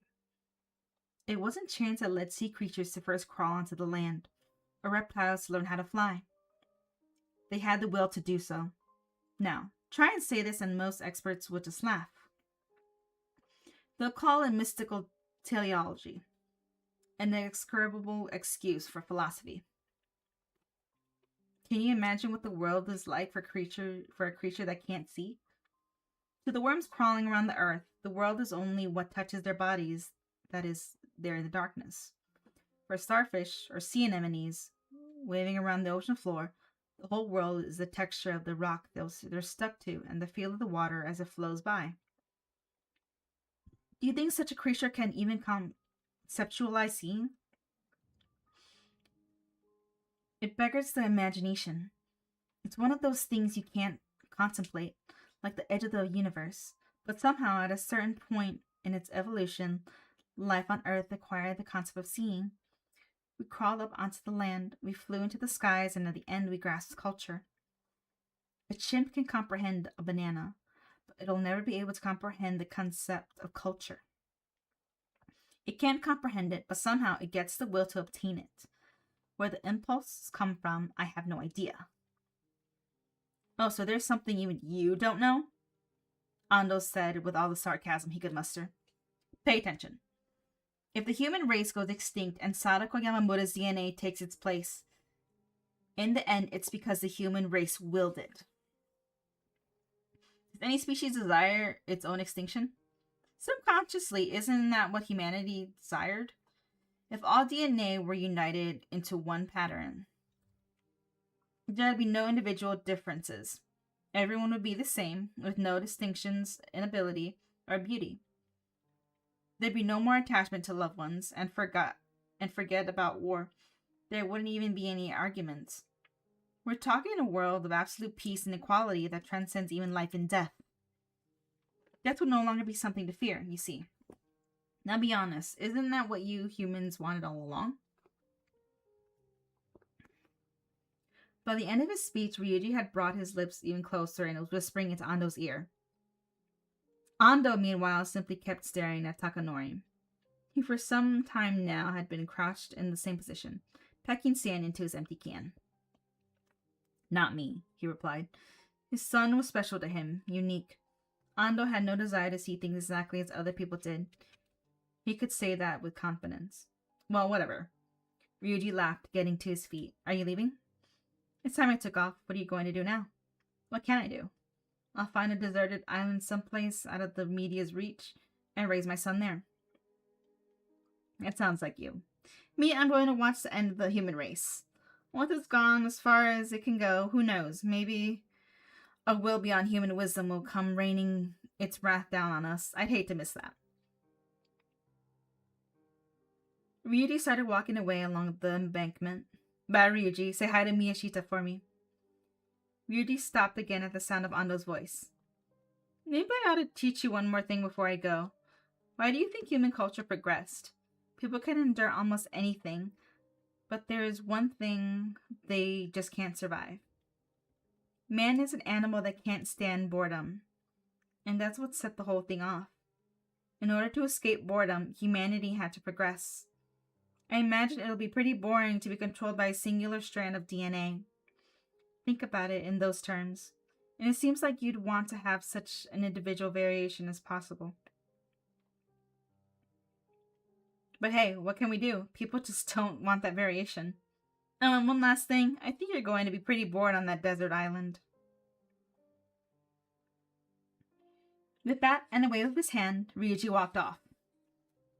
Ando had no definite plans as to where they were going to live. The future was still too uncertain for that. Prospects were such that maybe no plans, no matter how ingenious, would work. He just had to drift for a while and let happen what may. Ando took off his shirt and slacks. He was wearing swim trunks underneath. He ran to his son, took the boy's hand, and helped him to his feet. Let's go. He'd explained to his son 100 times what they need to do today and why they needed to do it.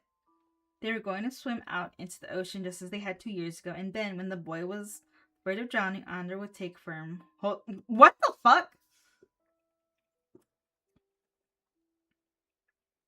2 years ago, their hands had missed. Today was going to hold on tight. In the letter she left him, Sadako had written that when she was reborn in the exhaust shaft from the roof of that building, she realized it was the exact same situation. Physically, as the bottom of the well where she died. And only when she had crawled out of the hole on her own did she sense intuitively that she'd been able to adapt to the new world. Ando thought his son needed to undergo the same sort of trial. The boy needed to be put in the same situation he'd been in 2 years ago. Takanori had an abnormal fear of water, so strong that it was going to make daily life difficult for him if he couldn't conquer it. As they walked along the wet sand, Ando could feel Takanori's hand tighten on his in fear every time seawater lapped at the boy's ankles. Now the boy turned to him with trembling lips and said, "Daddy, you promised, right?" Oh, damn.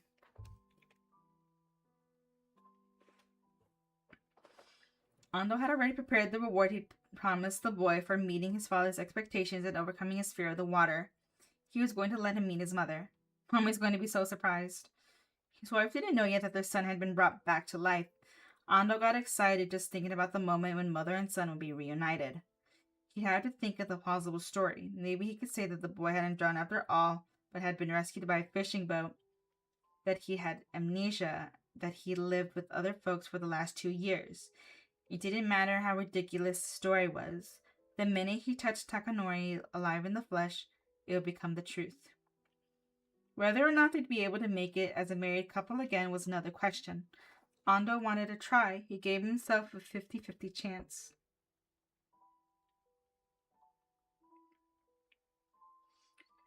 A particularly big wave came along and started to raise the boy's body off the fan. The boy gave a little shriek and clung tightly to Ando's waist. Ando held his son tightly to his side and waded out into the sea.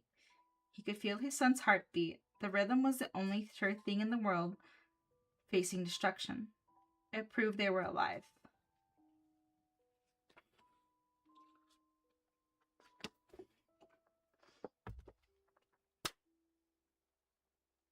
Well then!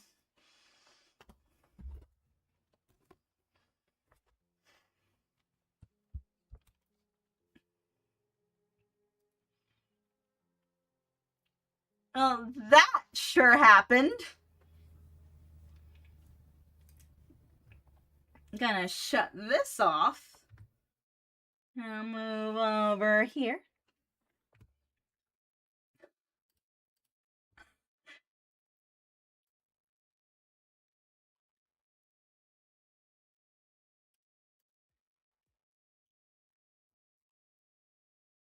Okay.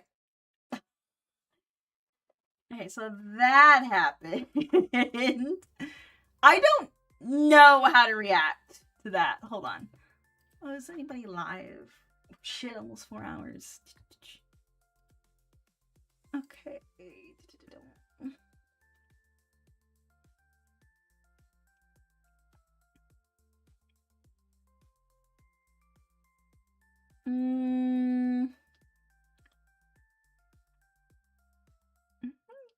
Well, I'm not sure if anybody else is online.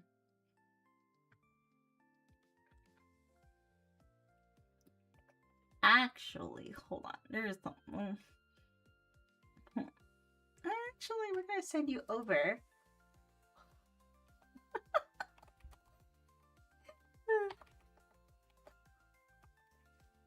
Oh shit. Shit. Okay.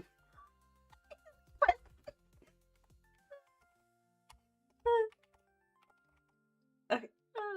Okay.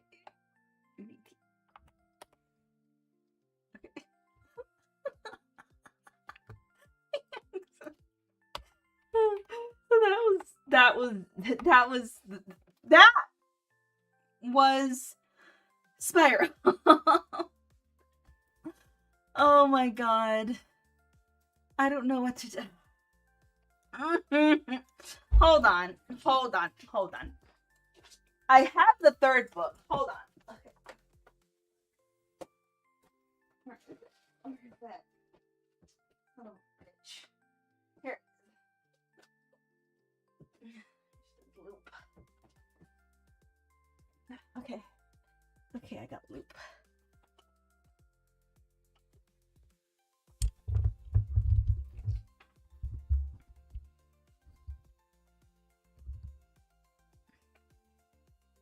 Hey, you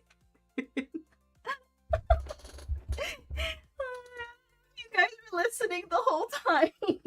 Oh my god. Okay, so so here's the little blurb from Loop. That is the third and final book of the Ring series. So, in this much awaited conclusion of the Ring trilogy, everything you thought you knew about the story will have to be put aside. In Loop, the killer mimics both AIDS and cancer in a deadly new guise. Kaoru Futami, a youth mature beyond his years, must hope to find answers in the deserts of New Mexico and the Loop Project, a virtual matrix created by scientists. The fate of more than just his loved ones depends on Kaoru's success. The fuck does that mean? Oh my god.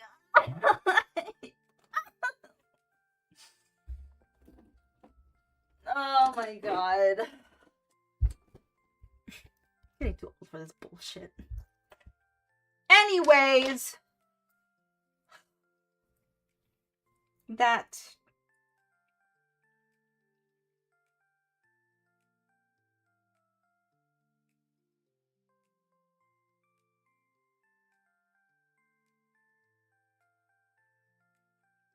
Okay.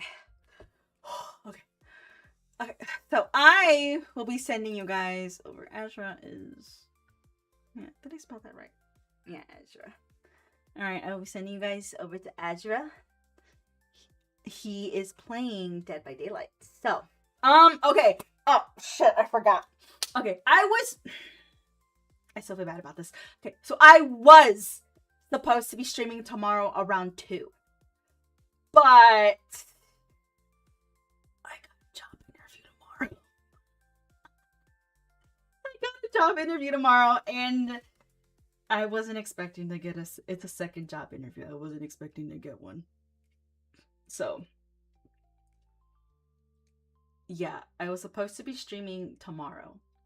But I'm probably gonna stream later on that night, maybe? I don't know. I'll figure something out. But anyways, yeah, I was supposed to play Repo with Taki and a few other people tomorrow. But yeah, that happened. So yeah, I don't know what I'm doing. I guess keep a look on my socials in case I do, or if I don't. But anyways, thank you for joining me today in this fucking conclusion of Spiral.